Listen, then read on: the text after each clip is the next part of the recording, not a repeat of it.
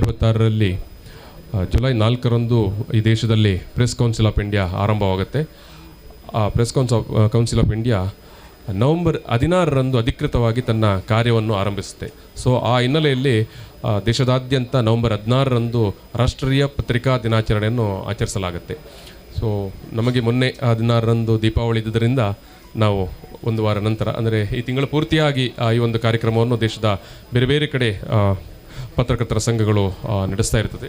So ಈ ಹಿನ್ನೆಲೆಯಲ್ಲಿ ನಾವು ಕರ್ನಾಟಕ ಜರ್ನಲಿಸ್ಟ್ ಯೂನಿಯನ್ ದಕ್ಷಿಣ ಕನ್ನಡ ಜಿಲ್ಲಾ ಸಮಿತಿಯ ವತಿಯಿಂದ ಈ ಒಂದು ಕಾರ್ಯಕ್ರಮವನ್ನು ಇವತ್ತು ಆಯೋಜಿಸಿದ್ದೇವೆ. ಜಿಲ್ಲೆಯ ಎಲ್ಲ ತಾಲೂಕುಗಳಿಂದ ಒಬ್ಬೊಬ್ಬ ಹಿರಿಯ ಪತ್ರಕರ್ತರನ್ನು ಸನ್ಮಾನಿಸುವಂಥ ಒಂದು ಕಾರ್ಯಕ್ರಮವನ್ನು ಕೂಡ ನಾವು ಇಟ್ಕೊಂಡಿದ್ದೇವೆ. ಜೊತೆಗೆ ಒಂದು ಉಪನ್ಯಾಸವನ್ನು ಕೂಡ, ಅದು ಹಂಪಿ ವಿಶ್ವವಿದ್ಯಾನಿಲಯದ ನಿವೃತ್ತ ಪ್ರೊಫೆಸರ್ ಆಗಿರುವಂಥ ನಮ್ಮ ಜೊತೆಗೆ ಇದ್ದಾರೆ ಡಾಕ್ಟರ್ ಚಂದ್ರ ಪೂಜಾರಿ ಅವರು ಉಪನ್ಯಾಸನ ಕೂಡ ನೀಡಲಿಕ್ಕಿದ್ದಾರೆ. ಅಭಿವ್ಯಕ್ತಿ ಸ್ವಾತಂತ್ರ್ಯ, ತತ್ವ ಮತ್ತು ಆಚರಣೆ ಅನ್ನುವ ವಿಚಾರವಾಗಿ ಸುಮಾರು 12 ಗಂಟೆ ತನಕ ಈ ಒಂದು ಕಾರ್ಯಕ್ರಮ ನಡೀತದೆ. ಈ ಒಂದು ಸಮಾರಂಭದಲ್ಲಿ ಭಾಗಿಗಳಾಗಿರುವ ನಮ್ಮ ಜಿಲ್ಲೆಯ ಬೇರೆ ಬೇರೆ ತಾಲೂಕಿನ ಪತ್ರಕರ್ತರು, ಜೊತೆಗೆ ಕರ್ನಾಟಕ ರಾಜ್ಯದ ಬೇರೆ ಬೇರೆ ಜಿಲ್ಲೆಗಳಿಂದ ಬಂದಿರುವಂಥ ಎಲ್ಲ ಪತ್ರಕರ್ತರನ್ನು ನಾನು ಈ ಸಂದರ್ಭದಲ್ಲಿ ಸ್ವಾಗತ ಮಾಡ್ತಾ ಈ ಒಂದು ಕಾರ್ಯಕ್ರಮವನ್ನು ನಾವೀಗ ಆರಂಭಿಸ್ತಾ ಇದ್ದೇವೆ. ಅದೇ ರೀತಿ ಕೆಂಪೇಗೌಡರು ರಾಜ್ಯ ಸಮಿತಿ ಸದಸ್ಯರು ಕೂಡ ವೇದಿಕೆ ಬರಬೇಕು. ದಯವಿಟ್ಟು ಕೆಂಪೇಗೌಡರೇ ಬನ್ನಿ. ಈ ಕಾರ್ಯಕ್ರಮದಲ್ಲಿ ಪ್ರಾರ್ಥನೆ ಮಾಡಲಿಕ್ಕಿದ್ದಾರೆ ಮಧುಶ್ರೀ ಸುಳ್ಯ. ನೀ ನಮ್ಮ ಗೆಲುವಾಗಿ ಬಾ ಗಜಮುಖನೇ, ನೀ ನಮ್ಮ ಗೆಲುವಾಗಿ ಬಾ. ಗುರುಕುಲಕ್ಕೆ ವರವಾಗಿ ಗುರಿ ತೋರೋ ಗುರುವಾಗಿ, ಒಲಿ ನೀನು ಎಂದೆಂದು ಕರುಣಾಳು ಬಾ ಬಂದು. ನೀ ನಮ್ಮ ಗೆಲುವಾಗಿ ಬಾ ಗಜಮುಖನೇ, ನೀ ನಮ್ಮ ಗೆಲುವಾಗಿ ಬಾ. ಬಾಳಲ್ಲಿ ಒಂದಾಗಿ ಬಾ ನಮ್ಮ ಜೊತೆಯಾಗಿ, ಕ್ಷಣ ಕ್ಷಣವೂ ನಮಗಾಗಿ ನೆರವಾಗು ಬೆಳಕಾಗಿ. ಬಾಳಲ್ಲಿ ಒಂದಾಗಿ ಬಾ ನಮ್ಮ ಜೊತೆಯಾಗಿ, ಕ್ಷಣ ಕ್ಷಣವೂ ನಮಗಾಗಿ ನೆರವಾಗು ಬೆಳಕಾಗಿ. ದಯೆ ಇರಲಿ ನಮ್ಮಲ್ಲಿ ಗತಿ ನೀನು, ಹಾದಿಯಲಿ ನೀ ನಮ್ಮ ಗೆಲುವಾಗಿ ಬಾ ಗಜಮುಖನೇ, ನೀ ನಮ್ಮ ಗೆಲುವಾಗಿ ಬಾ, ನೀ ನಮ್ಮ ಗೆಲುವಾಗಿ ಬಾ. ಪ್ರಾಸ್ತಾವಿಕವಾಗಿ ನಮ್ಮ ಸಂಘದ ಜಿಲ್ಲಾ ಅಧ್ಯಕ್ಷರಾಗಿರುವಂಥ ಹರೀಶ್ ಬಂಟ್ವಾಳ ಅವರು ಒಂದು 2 ನಿಮಿಷ ಮಾತಾಡ್ತಾರೆ. ಪತ್ರಿಕಾ ದಿನಾಚರಣೆ ಯಾವಾಗಲೂ ನಮಗೆ ಅಭ್ಯಾಸ ಇಲ್ಲಿ ಜುಲೈ 1ನೇ ತಾರೀಕಿಗೆ ಆಚರಿಸುವಂಥದ್ದು.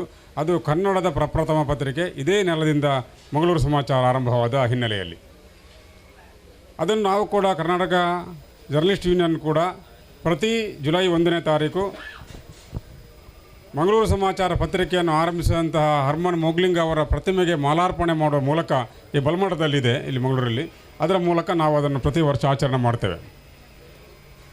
ರಾಷ್ಟ್ರೀಯ ಪತ್ರಿಕಾ ದಿನಾಚರಣೆ ಈಗ ಚಲನೆ ಆರಂಭವಾಯಿತು ನೋಡಿ. ನಾವು ಕುಳಿತಿದ್ದ ಜಾಗ ಈ ಭೂಮಿಯ ಹಾಗೆ ಸುತ್ತುವಂಥ ಒಂದು ಪ್ರಕ್ರಿಯೆ ಆರಂಭ ಆಯಿತು.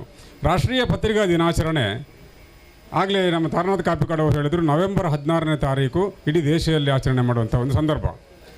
ಇದು ಪ್ರೆಸ್ ಕೌನ್ಸಿಲ್ ಆಫ್ ಇಂಡಿಯಾ ಅದು 1966ರಲ್ಲಿ ಸ್ಥಾಪನೆಗೊಂಡಾಗ ಅದರ ನೆನಪಿಗೆ ಬೇಕಾಗಿ ಈ ದಿನವನ್ನು ಆಚರಣೆ ಮಾಡಿರುವಂಥದ್ದು. ರಾಷ್ಟ್ರೀಯ ಪತ್ರಿಕಾ ದಿನಾಚರಣೆ ನಾವು ಇದಕ್ಕಿಂತ ಮೊದಲು ಕೂಡ ಕರ್ನಾಟಕ ಮಾಧ್ಯಮ ಅಕಾಡೆಮಿಯ ಮೂಲಕ ನಾವು ಮಾಡ್ತಾಯಿದ್ವಿ. ಈ ಬಾರಿ ಮಾಧ್ಯಮ ಅಕಾಡೆಮಿಯಿಂದ ಈ ಏನು ಸಾಮಾಜಿಕ ಜಾಲತಾಣಗಳ ಮೂಲಕ ಅದನ್ನು ಮಾಡುವಂಥ ಪ್ರಕ್ರಿಯೆ ನಡೀತಾ ಇದೆ.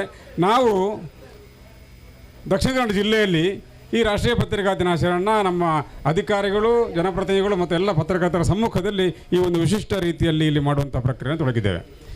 ಇಲ್ಲಿ ಇದನ್ನು ಯಾಕೆ ಹೇಳಬೇಕು ಅಂತೇಳಿದ್ರೆ, ಈ ಕಾರ್ಯಕ್ರಮ ಇವತ್ತು ನಡೀತಾ ಇರುವಂಥ ಒಂದು ಆಕರ್ಷಣೆ ಇದೆ ಈ ಕಾರ್ಯಕ್ರಮಕ್ಕೆ. ಇದು ಸಾಮಾನ್ಯವಾಗಿ ಒಂದು ಹಾಲಲ್ಲಿ ನಡೆಯುವಂಥ ಕಾರ್ಯಕ್ರಮ ಅಲ್ಲ. ಇದು ಈ ತೆರೆದ ಪ್ರದೇಶದಲ್ಲಿ ಸಮುದ್ರದ ಮಧ್ಯೆ ಈ ಬೋಟಲ್ಲಿ ನಮ್ಮ ಲಕ್ಷ್ಮಣ ಕುಂದರ್ ಮತ್ತು ಚರಣ್ರವರ ಈ ರಾಣಿ ಹಬ್ಬಕ್ಕ ನೌಕೆಯಲ್ಲಿ ಈ ನಡೀತಾ ಇರುವಂಥದ್ದು ಬಹಳ ಒಂದು ವಿಶಿಷ್ಟವಾದಂಥ ಕಾರ್ಯಕ್ರಮ. ಆದ್ದರಿಂದ ಈ ಸಂದರ್ಭವನ್ನು ಉಲ್ಲೇಖ ಮಾಡ್ತೇನೆ. ಇದು ಮತ್ತು ಪತ್ರಿಕಾ ರಂಗಕ್ಕೆ ಇದೊಂದು ಸಾಂಕೇತಿಕವಾದಂಥ ಸ್ಥಿತಿ ಕೂಡ. ಆದ್ದರಿಂದ ಇಂಥ ಸಂದರ್ಭದಲ್ಲಿ ರಾಷ್ಟ್ರೀಯ ಪತ್ರಿಕಾ ದಿನಾಚರಣೆ ಈ ಸಂದರ್ಭದಲ್ಲಿ ಈ ರೀತಿಯಲ್ಲಿ ಮಾಡ್ತಾ ಇರುವಂಥ ಕಾರ್ಯಕ್ರಮದಲ್ಲಿ ಭಾಗವಹಿಸಿರುವ ನಿಮ್ಮನ್ನೆಲ್ಲ ನಾನು ಜಿಲ್ಲಾಧ್ಯಕ್ಷನಲ್ಲಿ ಮತ್ತೊಮ್ಮೆ ಸ್ವಾಗತಿಸಲಿಕ್ಕೆ ಇಷ್ಟಪಡ್ತೇನೆ. ಕರ್ನಾಟಕ ರಾಜ್ಯದಲ್ಲಿ ನಮ್ಮ ಶಾಸಕರು ಮತ್ತು ಜಿಲ್ಲಾಧಿಕಾರಿಗಳಿಗೆ ನಾನು ಗಮನಕ್ಕೆ ತರುವಂಥ ಇದು ಪ್ರಥಮ ನಾವು ನಿಮ್ಮ ಎದುರು ಇದನ್ನು ಹೇಳ್ತಾ ಇರುವಂಥದ್ದು. ಕರ್ನಾಟಕ ರಾಜ್ಯದಲ್ಲಿ ಕಾರ್ಮಿಕ ಕಾಯ್ದೆ ಪ್ರಕಾರ ನೋಂದಣಿವಾಗಿರುವಂಥ 2 ಪತ್ರಕರ್ತರ ಸಂಘಗಳಿವೆ. ಒಂದು ಕಾರ್ಯನಿರತ ಪತ್ರಕರ್ತರ ಸಂಘ ಇದೆ, ಇನ್ನೊಂದು ಕರ್ನಾಟಕ ಜರ್ನಲಿಸ್ಟ್ ಯೂನಿಯನ್ ಇದೆ. ಕರ್ನಾಟಕ ಜರ್ನಲಿಸ್ಟ್ ಯೂನಿಯನ್ನ ರಾಜ್ಯಾಧ್ಯಕ್ಷರು ಬಿ ನಾರಾಯಣರಾವ್ ಜಿಲ್ಲೆ ಇದ್ದಾರೆ, ಅದರ ಪದಾಧಿಕಾರಿಗಳು ಇದ್ದಾರೆ. ಈ ಕರ್ನಾಟಕ ಜರ್ನಲಿಸ್ಟ್ ಯೂನಿಯನ್ ಕೂಡ ರಾಜ್ಯದ ಎಲ್ಲ ಜಿಲ್ಲೆಗಳಲ್ಲಿ ಘಟಕಗಳಿವೆ. ದಕ್ಷಿಣ ಕನ್ನಡ ಜಿಲ್ಲೆಯ ಜಿಲ್ಲಾ ಘಟಕದ ಒಟ್ಟಿಗೆ ಎಲ್ಲ ತಾಲೂಕುಗಳಲ್ಲಿ ಘಟಕ ಇವೆ ಮತ್ತು ಗ್ರಾಮಾಂತರ ಪ್ರದೇಶದ ಎಲ್ಲ ಪತ್ರಕರ್ತರಿಗೂ ಕೂಡ ಇದರಲ್ಲಿದ್ದಾರೆ.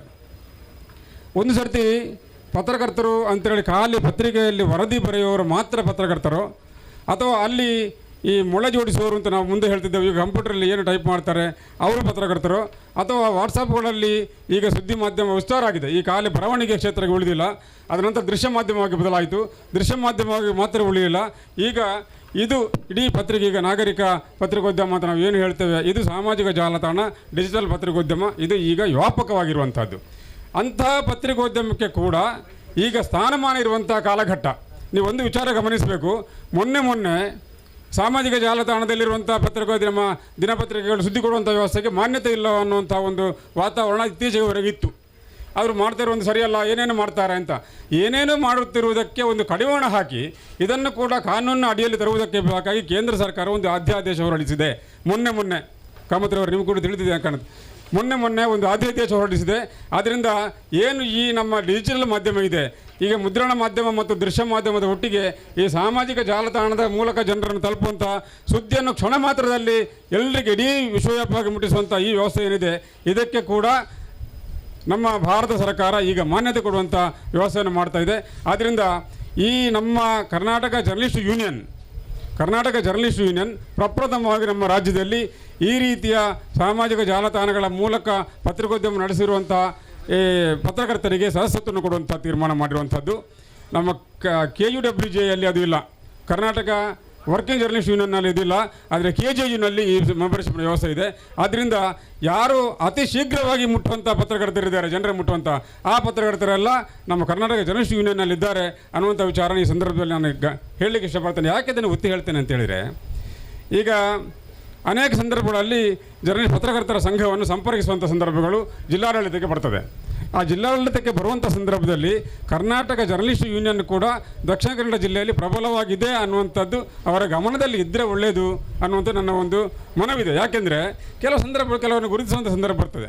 ಆ ಸಂದರ್ಭದಲ್ಲಿ ಈಗ ಇಲ್ಲಿ ಅದನ್ನು ಓಪನ್ ಆಗಿ ಹೇಳಬೇಕು, ಇಲ್ಲೇ ದಕ್ಷಿಣ ಕನ್ನಡ ಜಿಲ್ಲೆಯಲ್ಲಿ ಪ್ರತಿ ವರ್ಷ ಜಿಲ್ಲಾ ಕನ್ನಡ ರಾಜ್ಯೋತ್ಸವ ಸಂದರ್ಭದಲ್ಲಿ ಜಿಲ್ಲಾ ರಾಜ್ಯೋತ್ಸವ ಪ್ರಶಸ್ತಿ ಕೊಡ್ತಾರೆ. ಆ ಸಂದರ್ಭ ನಾವು KUWJಗೆ ಒಂದು ಮಾಹಿತಿ ಹೋಗ್ತದೆ, ನಿಮ್ಮಿಂದ ಒಬ್ಬರನ್ನು ಶಿಫಾರಸು ಮಾಡಿ ಕಳಿಸಿ ಅಂತ ಮಾಹಿತಿ ಹೋಗ್ತದೆ. ಇದು KJU ಈಗ ನಾವು ಆರಂಭ ಆಗಿದ್ದು 3ನೇ ವರ್ಷ, ನಮ್ಮ ದಕ್ಷಿಣ ಕನ್ನಡ ಜಿಲ್ಲೆಯಲ್ಲಿ ಆರಂಭವಾಗಿ 3ನೇ ವರ್ಷ.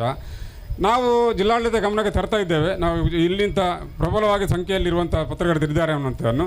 ಈಗ ನಾವು ಕೂಡ ಒಂದು ಮನವಿಯನ್ನು ಕಳೆದ ಬಾರಿ ಕೊಟ್ಟಿದ್ದೇವೆ. ಅದು ನಾವು ನಿಮಗೆ ಹೆಚ್ಚು ತಿಳುವಳಿಕೆ ಕೊಡಲಿಕ್ಕೆ ನಮಗೆ ಸಾಧ್ಯ ಆಗಲಿಲ್ಲ, ನಿಮಗೆ ಮನವರಿಕೆ ಮಾಡಲಿಕ್ಕೆ ನಮಗೆ ಸಾಧ್ಯ ಆಗಲಿಲ್ಲ. ಇನ್ನು ಮುಂದಿನ ವರ್ಷಗಳಲ್ಲಿ ಹಾಗಾಗುವುದಿಲ್ಲ. ಇಡೀ ಜಿಲ್ಲೆಯಲ್ಲಿ ಕರ್ನಾಟಕ ಜರ್ನಲಿಸ್ಟ್ ಯೂನಿಯನ್ ಕೂಡ ಬಹಳ ಪ್ರಬಲವಾಗಿರುವುದರಿಂದ ಅಂಥ ಸಂದರ್ಭದಲ್ಲಿ ಗುರುತಿಸುವಂಥದ್ದು, ಯಾಕೆಂದರೆ ಪ್ರಶಸ್ತಿಯ ವಿಚಾರ ಅಲ್ಲ, ಆದರೆ ಒಂದು ಗುರುತಿಸುವಂಥದ್ದು ಅಧಿಕೃತವಾಗಿ ಜಿಲ್ಲಾಡಳಿತ ಮುಖ ಆದಾಗ ಒಂದು ತೃಪ್ತಿ ಇರ್ತದೆ. ಇಂಥ ಒಂದು ವಿಷಯ ಅದು ಮಾತ್ರ ಅಲ್ಲ, ಅನೇಕ ವಿಚಾರಗಳು ಕೂಡ ನಾವು ಗ್ರಾಮಾಂತರ ಪ್ರದೇಶಗಳಲ್ಲಿ ಕೆಲಸ ಮಾಡುವವರು ಅನೇಕರು ಇದರಲ್ಲಿದ್ದಾರೆ.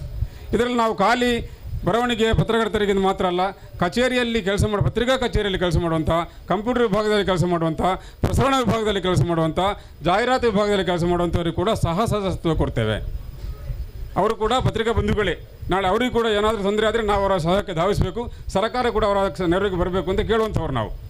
ಆದ್ದರಿಂದ ಅಂಥ ಒಂದು ವಿಶಾಲವಾದ ಚೌಕಟ್ಟಲ್ಲಿರುವಂಥ ಈ ಕರ್ನಾಟಕ ಜರ್ನಲಿಸ್ಟ್ ಯೂನಿಯನ್ನ ಈ ಕಾರ್ಯಕ್ರಮಕ್ಕೆ ನೀವು ಬಂದಿದ್ದೀರಿ. ಇವತ್ತು ರಾಷ್ಟ್ರೀಯ ಪತ್ರಿಕಾ ದಿನಾಚರಣೆಯನ್ನು ನಾವು ಇವತ್ತು ಆಚರಣೆ ಮಾಡ್ತಿದ್ದೇವೆ. ಇವತ್ತು 8 ಮಂದಿಯನ್ನು ನಾವು ನಮ್ಮ ಜಿಲ್ಲೆಯ ಎಲ್ಲ ತಾಲೂಕುಗಳಿಂದ 5 ತಾಲೂಕುಗಳಿಂದ ಮತ್ತು +3 ಒಟ್ಟು 8 ಮಂದಿಯನ್ನು ನಾವು ಸನ್ಮಾನ ಮಾಡ್ತಿದ್ದೇವೆ. ಜುಲೈ 1ನೇ ತಾರೀಕಿಗೆ ಪ್ರತಿ ವರ್ಷ ಜುಲೈ 1ನೇ ತಾರೀಕಿನ ಪತ್ರಿಕಾ ದಿನಾಚರಣೆ ದಿವಸ ಜಿಲ್ಲೆಯ ಒಂದು ಮಾಧ್ಯಮ ಸಂಸ್ಥೆಯನ್ನು ಗುರುತಿಸಿ ಸನ್ಮಾನಿಸುವಂಥ ಒಂದು ಪ್ರಯತ್ನವನ್ನು ನಾವು ಮಾಡ್ತೇವೆ. ಇದು ನಮ್ಮ ಕಾರ್ಯಕ್ರಮಗಳು. ಅದರ ಒಟ್ಟಿಗೆ ಪ್ರತಿ ತಾಲೂಕಲ್ಲಿ ಕಾರ್ಯಕ್ರಮ ನಡೀತಾ ಇರ್ತದೆ. ಪ್ರತಿ ವರ್ಷ ಪ್ರತಿ ಕಾರ್ಯಕ್ರಮ ನಡೆಯುವಾಗ ಇಲ್ಲಿ ಯಾರಾದರೂ ನಮ್ಮ ಸದಸ್ಯರಿಗೆ ಯಾವುದೇ ರೀತಿಯ ತೊಂದರೆಗಳು ಅಂದಾಗ ಅವ್ರ ನೆರವಿಗೆ ಧಾವಿಸುವಂಥ ವ್ಯವಸ್ಥೆಯನ್ನು ನಾವು ಮಾಡ್ತೇವೆ. ಅವರಿಗೆ ಒಂದು ಯಾವುದಾದ್ರೂ ಒಳ್ಳೆಯ ಒಂದು ಸಂದರ್ಭಗಳು ಬಂದಾಗ, ಖುಷಿಯ ಸಂದರ್ಭ ಬಂದಾಗ ಅದನ್ನು ಹಂಚಿಕೊಳ್ಳುವಂಥ, ಅದನ್ನು ಹೆಚ್ಚಿಸುವಂಥ ಪ್ರಯತ್ನವನ್ನು ನಾವು ಮಾಡ್ತೇವೆ ಅನ್ನುವಂಥ ಮಾತನ್ನು ಹೇಳಿ, ಇವತ್ತು ಬಂದಿರುವಂಥ ಜಿಲ್ಲಾಧಿಕಾರಿಗಳಿಗೂ, ವೇದವ್ಯಾಸ ಮತ್ತು ಶಾಸಕರಿಗೂ ಮತ್ತು ನಮ್ಮ ಸನ್ಮಾನಿತರು ಯಾರು ಇದ್ದೀರಿ ಇಲ್ಲಿ, ನಮ್ಮ ರಾಜ ಬಂಟ್ವಾಳ ಅವರು ಬಂಟ್ವಾಳದಿಂದ ಸನ್ಮಾನಿತರಿದ್ದಾರೆ, ಜಯಪ್ರಕಾಶ್ ಹುಕ್ಕಟ್ಟಿ ಅವರಿದ್ದಾರೆ, ರಸರಾದ್ ಅವರಿದ್ದಾರೆ, ನಮ್ಮ ನಾಭಿರಾಜ್ ಪೂವಣಿ ಅವರಿದ್ದಾರೆ, ಹಮೀದ್ ವಿಟ್ಲಾರ್ ಅವರಿದ್ದಾರೆ, ಲಕ್ಷ್ಮಣ ಕುಂದರ್ ಅವರಿದ್ದಾರೆ, ಇನ್ನೊಬ್ಬರು ಬಿಟ್ಟಾಯಿತು ನಮ್ಮ ಉದಯ್ ಕುಮಾರ್ ಅವರಿದ್ದಾರೆ, ಪುತ್ತೂರಿನಿಂದ ಬಂದವರು, ಜನಾರ್ದನ್ ಬರಬೇಕಷ್ಟೇ, ಕಡಪ ತಾಲೂಕಿನವ್ರು ಬರ್ತಾ ಇದ್ದಾರೆ ಅಷ್ಟೇ. ಇಷ್ಟು ಜನ ಇಲ್ಲಿ ಸನ್ಮಾನಿತರಾಗ್ತಾರೆ. ಇವರೆಲ್ಲರನ್ನು ಕೂಡ ಮತ್ತು ಬೆಂಗಳೂರಿನಿಂದ ಬಂದಿರುವಂಥ ಎಲ್ಲರಿಗೂ ಕೂಡ ನಾವು ವೈಯಕ್ತಿಕವಾಗಿ ನಮ್ಮ ಸ್ವಾಗತವನ್ನು ಬಯಸಿ ನನ್ನ ಪ್ರಾಸ್ತಾವಿಕ ಮಾತುಗಳು ನಿಲ್ಲಿಸ್ತೇನೆ. ಧನ್ಯವಾದಗಳು ಹರೀಶ್ ಬಂಟ್ವಾಳ ಅವರೇ. ಇದೀಗ ಉದ್ಘಾಟನಾ ಕಾರ್ಯಕ್ರಮ. ಜಿಲ್ಲಾಧಿಕಾರಿಗಳು ದೀಪ ಬೆಳಗಿಸಿ ಒಂದು ಕಾರ್ಯಕ್ರಮವನ್ನು ಸಾಂಕೇತಿಕವಾಗಿ ಉದ್ಘಾಟಿಸಬೇಕಂತ ನಾನು ವಿನಂತಿಸ್ತಾ ಇದ್ದೇನೆ.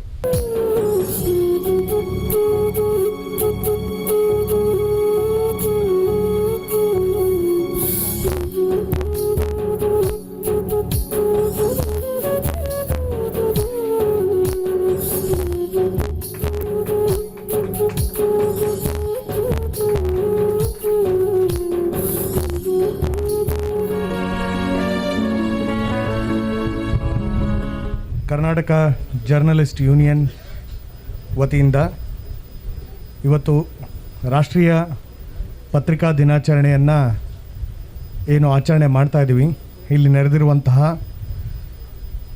ಎಲ್ಲ ಪತ್ರಿಕಾ ಮಿತ್ರ ಬಾಂಧವರಿಗೂ ಕೂಡ ಅಭಿನಂದನೆಗಳನ್ನ ತಿಳಿಸ್ಲಿಕ್ಕೆ ನಾನು ಇಷ್ಟಪಡ್ತೇನೆ.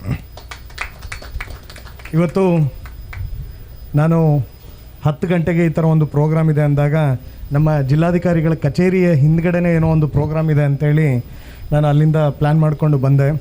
ಭಾಳ ವ್ಯವಸ್ಥಿತವಾಗಿ ನಮ್ಮ ಒಂದು ಟೂರಿಸಮ್, ನಾವು ಈಗ ಬಂದ ನಂತರ ಇದರೊಳಗಡೆ ಕೋವಿಡ್ನ ಪ್ರಮಾಣ ಕಡಿಮೆ ಆದ ನಂತರ ಜನಪ್ರತಿನಿಧಿಗಳು, ಎಸ್ಪೆಷಲಿ ನಮ್ಮ ಸೌತ್ನ ಶಾಸಕರು ಎಲ್ಲರೂ ಕೂಡ ಸೇರಿಕೊಂಡು ನಾವೇನು ಟೂರಿಸಮ್ ಪ್ರಮೋಷನ್ನಿಗೆ ಒತ್ತು ಕೊಡ್ತಾ ಇದ್ದೀವಿ, ಅದರ ಒಂದು ಖುಷಿ ಕೊಡುವಂಥ ಭಾಗವಾಗಿ ಇವತ್ತು ಏನು ಸಮುದ್ರದ ಒಳಗಡೆ ಆ ಒಂದು ದೋಣಿ ಒಳಗಡೆ ನಾವು ಈ ರೀತಿ ಒಂದು ಆಚರಣೆಯನ್ನು ಮಾಡ್ತಾ ಇರೋದು ನಿಜವಾಗ್ಲೂ ಖುಷಿ ಕೊಡುವಂಥ ವಿಚಾರ. ಈ ವಿಚಾರದೊಳಗಡೆ ಹೊಸ ರೀತಿಯ ಕಲ್ಪನೆಯನ್ನು ಮಾಡಿರುವಂತಹ ಕರ್ನಾಟಕ ಜರ್ನಲಿಸ್ಟ್ ಯೂನಿಯನ್ನ ಪ್ರತಿಯೊಬ್ಬ ಆಡಳಿತ ವರ್ಗದವರಿಗೂ ಕೂಡ ನಾನು ಮತ್ತೊಮ್ಮೆ ಅಭಿನಂದನೆ ಹೇಳಲಿಕ್ಕೆ ಇಷ್ಟಪಡ್ತೇನೆ. ಇದನ್ನು ಹೇಳೋದ್ರ ಜೊತೆಗೆ ಭಾಳಷ್ಟು ಪ್ರಾಸ್ತಾವಿಕವಾಗಿ ಮಾತಾಡ್ತಾ ಇರಬೇಕಾದ್ರೆ ಹರೀಶ್ ಬಂಟ್ವಾಳ ಅವರು ಭಾಳಷ್ಟು ವಿಷಯಗಳನ್ನು ಭಾಳ ಇಂಟೆಲಿಜೆಂಟಾಗಿ ಶೇರ್ ಮಾಡಿದ್ರು. ನಾನು ಮೀಟಿಂಗಿಗೆ ಒಪ್ಕೊಂಡಾಗ ಮೇ ಬಿ ಇಷ್ಟು ಟೈಮನ್ನು ಅಲ್ಲಿ ಅವರು ಚೇಂಬರಿಗೆ ಬಂದಾಗ ನಮಗೆ ಸಿಗ್ತಾಯಿತ್ತೋ ಇಲ್ಲ ಗೊತ್ತಿಲ್ಲ, ಆದರೆ ಈ ಒಂದು ಪ್ಲ್ಯಾಟ್ಫಾರ್ಮ್ನ ಯೂಸ್ ಮಾಡಿಕೊಂಡು ಯಾವ್ಯಾವ ಮಾತುಗಳನ್ನು ಕಮ್ಯುನಿಕೇಟ್ ಮಾಡಬೇಕು ಅದನ್ನು ನೀವು ಕಮ್ಯುನಿಕೇಟ್ ಮಾಡಿದ್ದೀರಾ. ಆ ವಿಚಾರಗಳ ಬಗ್ಗೆ ಎಲ್ಲವನ್ನೂ ಕೂಡ ಆ ಸೂಕ್ಷ್ಮತೆಗಳನ್ನು ಎಲ್ಲವನ್ನೂ ಕೂಡ ನಾವು ಡೆಫಿನೆಟ್ಲಿ ಆ ಒಂದು ರಿಪೋರ್ಟ್ ವರದಿಯ ಮುಖಾಂತರ ನಾವು ತೆಗೆದುಕೊಳ್ಳೋದು ಮುಖಾಂತರ ಎಲ್ಲದನ್ನೂ ಹೇಗೆ ನಾವು ಒಂದು ಪ್ರಜಾಪ್ರಭುತ್ವ ವ್ಯವಸ್ಥೆ ಒಳಗಡೆ ಇದ್ದಾಗ ನಾವು ಸರ್ಕಾರದ ನಿಯಮಗಳು ಏನಿರುತ್ತೆ ಅದ್ರ ಪ್ರಕಾರ ನಾವು ಮುಂದೆ ಹೋಗಬೇಕಾಗಿರುತ್ತೆ. ಎಲ್ಲರನ್ನೂ ಸೇರಿಸ್ಕೊಂಡು ಸರ್ಕಾರದ ಒಂದು ಮೂಲ ಇದರೊಳಗಡೆ ಏನಿರುತ್ತೆ ಅಂದರೆ ಎಲ್ಲರದು ಇನ್ಕ್ಲೂಸಿವ್ ಟೈಪಲ್ಲಿ ಇರುವಂಥದ್ದು, ಯಾರನ್ನೂ ಬಿಟ್ಟು ಹೋಗುವಂಥದ್ದು ಇದರೊಳಗಡೆ ಅಲ್ಲ. ಆ ವಿಚಾರಗಳಲ್ಲಿ ನೀವು ಹೇಳಿರುವಂತಹ ಆ ಕೆಲವೊಂದು ಪಾಯಿಂಟ್ಸ್ಗಳನ್ನು ಡೆಫಿನೆಟ್ಲಿ ನಾನು ಗಮನಿಸಿದ್ದೇನೆ. ಹಾಗಾಗಿ ಈ ವಿಷಯದೊಳಗಡೆ ನಾನು ಹೆಚ್ಚಿನ ಮಾತುಗಳನ್ನು ಹೇಳಿದೆ. ಮತ್ತೊಮ್ಮೆ ಎಲ್ಲ ಈಗ ಪತ್ರಿಕಾ ಮಿತ್ರರಿಗೆ ನಾನು ಈ ಒಂದು ಮುಖಾಂತರ, ನಾನು ಯೂಶ್ವಲಿ ಇದು 2ನೇ ಪ್ಲ್ಯಾಟ್ಫಾರ್ಮು, ಇದರೊಳಗಡೆ ನಾನು ಮೊನ್ನೆನೂ ಕೂಡ ಒಂದು ಮೀಡಿಯಾ ಇಂಟ್ರಾಕ್ಷನ್ ಮಾಡ್ತಾನೂ ಹೇಳ್ತಾ ಇದ್ದೆ, ಯಾವುದಾದ್ರೂ ವಿಷಯಗಳು ಆ ವಸ್ತುನಿಷ್ಠ ಯೂಶ್ವಲಿ ಹೇಗಾಗಿದೆ ಅಂದರೆ ಈಗ ಅವರು ಹರೀಶ್ ಬಂಟ್ವಾಳ ಅವರು ಇದರೊಳಗಡೆ ಹೇಳ್ತಾ ಇರಬೇಕಾದಾಗ ಕಟ್ ಆ್ಯಂಡ್ ಪೇಸ್ಟ್ ಅನ್ನೋ ಟೈಪಲ್ಲಿ ಇರದೆ, ಯೂಶ್ವಲಿ ಏನಾಗುತ್ತೆ, ಯಾರೋ ಒಬ್ಬರು ಏನೋ ಒಂದು ಕಂಪ್ಲೇಂಟ್ ಕೊಡ್ತಾರೆ, ಅದ್ರದ್ದು ಹಿಂದೆ ಮುಂದೆ ನೋಡದೆ ಕಟ್ ಆ್ಯಂಡ್ ಪೇಸ್ಟ್ ಮಾಡೋ ಅಂಥದ್ದನ್ನು ಡೆಫಿನೆಟ್ಲಿ ನಾನಂತೂ ಒಪ್ಕೊಳಲ್ಲ. ಮೇ ಬಿ ಇದರೊಳಗಡೆ ಆ ಜರ್ನಲಿಸಮ್ ಅನ್ನೊಳಗಡೆ ಆ ಒಂದು ಇನ್ವೆಸ್ಟಿಗೇಷನ್ ಟೈಪ್ ಅನ್ನೋದು ಡೆಫಿನೆಟ್ಲಿ ಇರಬೇಕಾಗಿರುತ್ತೆ. ಯಾರಾದರೂ ಒಬ್ಬರು ಹೇಳೋದು ಸರಿನೋ ತಪ್ಪೋ, ಸರಿ ಇದ್ದರೆ ಯಾಕೆ ಸರಿ ಇದೆ, ತಪ್ಪಿದರೆ ಯಾಕೆ ಸರಿ ಇದೆ, ಅವೆರಡರ ನಡುವೆ ಬೇರೆ ಯಾವುದಾದ್ರೂ ಇದೆಯಾ ಅನ್ನೋದನ್ನು ವಸ್ತುನಿಷ್ಠವಾದಂಥ ವರದಿಯನ್ನು ಮಾಡೋ ಅಂಥದ್ದು ಅದು ಭಾಳ ಒಂದು ಇದರೊಳಗಡೆ. ಯಾಕೆಂದರೆ ನನಗೆ ಇನ್ನೂ ನೆನಪಿದೆ, ನನಗೆ ರ್ಯಾಂಕ್ ಬಂದಾಗ ಫಸ್ಟು ಕೇಳಿದ್ದು ನನಗೆ ರ್ಯಾಂಕ್ ಬಂದಿದೆ ಅಂತೇಳಿ ಹೇಳಿದ್ರು, ಟಿ ವಿಯಲ್ಲಿ ಬಂದಿಲ್ಲ, ಪೇಪರಲ್ಲಿ ಬಂದಿಲ್ಲ, ಹೇಗೆ ಬಂದಿದೆ ಅಂತ. ಜನ ಯಾವ ಲೆವೆಲ್ಗೆ ನಂಬ್ತಾರೆ ಅಂದರೆ ಟಿ ವಿಯಲ್ಲಿ ಬಂದದ್ದು, ಪೇಪರಲ್ಲಿ ಬಂದದ್ದು, ವಾಟ್ಸಪ್ಪಲ್ಲಿ ಬಂದಿದ್ದು ಎಲ್ಲವೂ ಸರಿ ಅನ್ನೋವಂತಹ ನಂಬುವ ಟೈಮ್ ಒಳಗಡೆ ಇದೆಲ್ಲವೂ ಕೂಡ ನಂಬಿಕೆಯ ವಿಷಯಗಳು.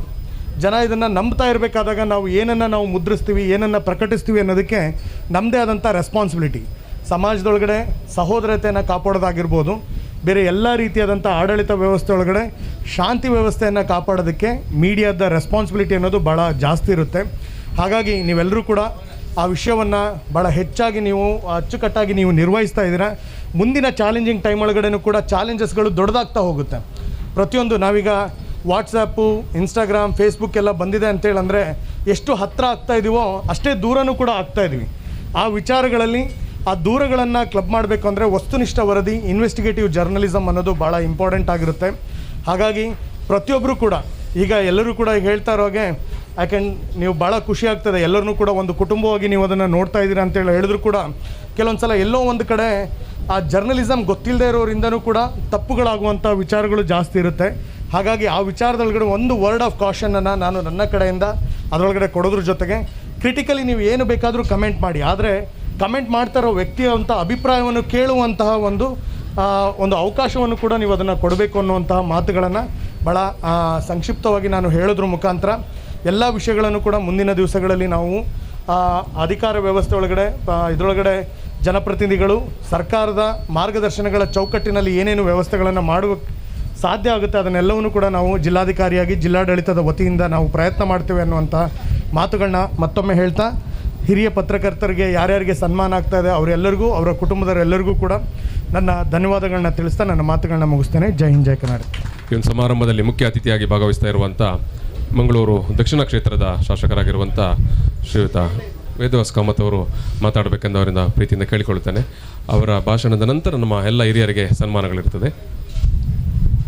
ಕರ್ನಾಟಕ ಜರ್ನಲಿಸ್ಟ್ ಯೂನಿಯನ್ ದಕ್ಷಿಣ ಕನ್ನಡ ಜಿಲ್ಲಾ ಸಮಿತಿ ರಾಷ್ಟ್ರೀಯ ಪತ್ರಿಕಾ ದಿನಾಚರಣೆಯ ಈ ಒಂದು ಶುಭ ಸಂದರ್ಭದಲ್ಲಿ ಹಿರಿಯ ಪತ್ರಕರ್ತರಿಗೆ ಸನ್ಮಾನವನ್ನು ನೀಡುವಂಥ ಈ ಒಂದು ಶುಭ ಕಾರ್ಯಕ್ರಮದಲ್ಲಿ ಉಪಸ್ಥಿತಿರುವಂಥ ಗೌರವಾನ್ವಿತರಾದ ಈ ಜಿಲ್ಲೆಯ ಜಿಲ್ಲಾಧಿಕಾರಿಗಳು ಡಾಕ್ಟರ್ ಕೆ ವಿ ರಾಜೇಂದ್ರ ಅವರೇ, ಅದೇ ರೀತಿ ವೇದಿಕೆಯಲ್ಲಿ ಉಪಸ್ಥಿತಿರುವಂಥ ಗೌರವಾನ್ವಿತರಾದ ಡಾಕ್ಟರ್ ಚಂದ್ರ ಪೂಜಾರಿ ಅವರೇ, ಅಧ್ಯಕ್ಷರಾದಂಥ ಹರೀಶ್ ಬಂಟ್ವಾಳ ಅವರೇ, ಸನ್ಮಾನ ವಹಿಸ್ಕೊಳ್ಳಿಕ್ಕಿರುವಂತಹ ರಿಚಾರ್ಡ್ ಲಸ್ರೋದ್ ಅವರೇ, ಲಕ್ಷ್ಮಣ್ ಕುಂದರ್ ಅವರೇ, ಜಯಪ್ರಕಾಶ್ ಕುಕ್ಕೇಟಿ ಅವರೇ, ಜನಾರ್ದನ್ ಎಸ್ ಪುರಿಯೆ ಅವರೇ, ಉದಯ್ ಕುಮಾರ್ ಅವರೇ, ಪೂಜೆ ಉಜಿರೆ ಅವರೇ, ಪೂಣಿ ಉಜಿರೆ ಅವರೇ, ರಾಜಾ ಬಂಟ್ವಾಳ ಅವರೇ, ಹಮೀದ್ ವಿಟ್ಲ ಅವರೇ, ಅದಲ್ಲದೆ ಈ ಒಂದು ಕರ್ನಾಟಕ ಜರ್ನಲಿಸ್ಟ್ ಯೂನಿಯನ್ನ ಎಲ್ಲ ಪದಾಧಿಕಾರಿಗಳೇ, ಆತ್ಮೀಯ ಪತ್ರಿಕಾ ಮಾಧ್ಯಮದ ಮಿತ್ರರೇ,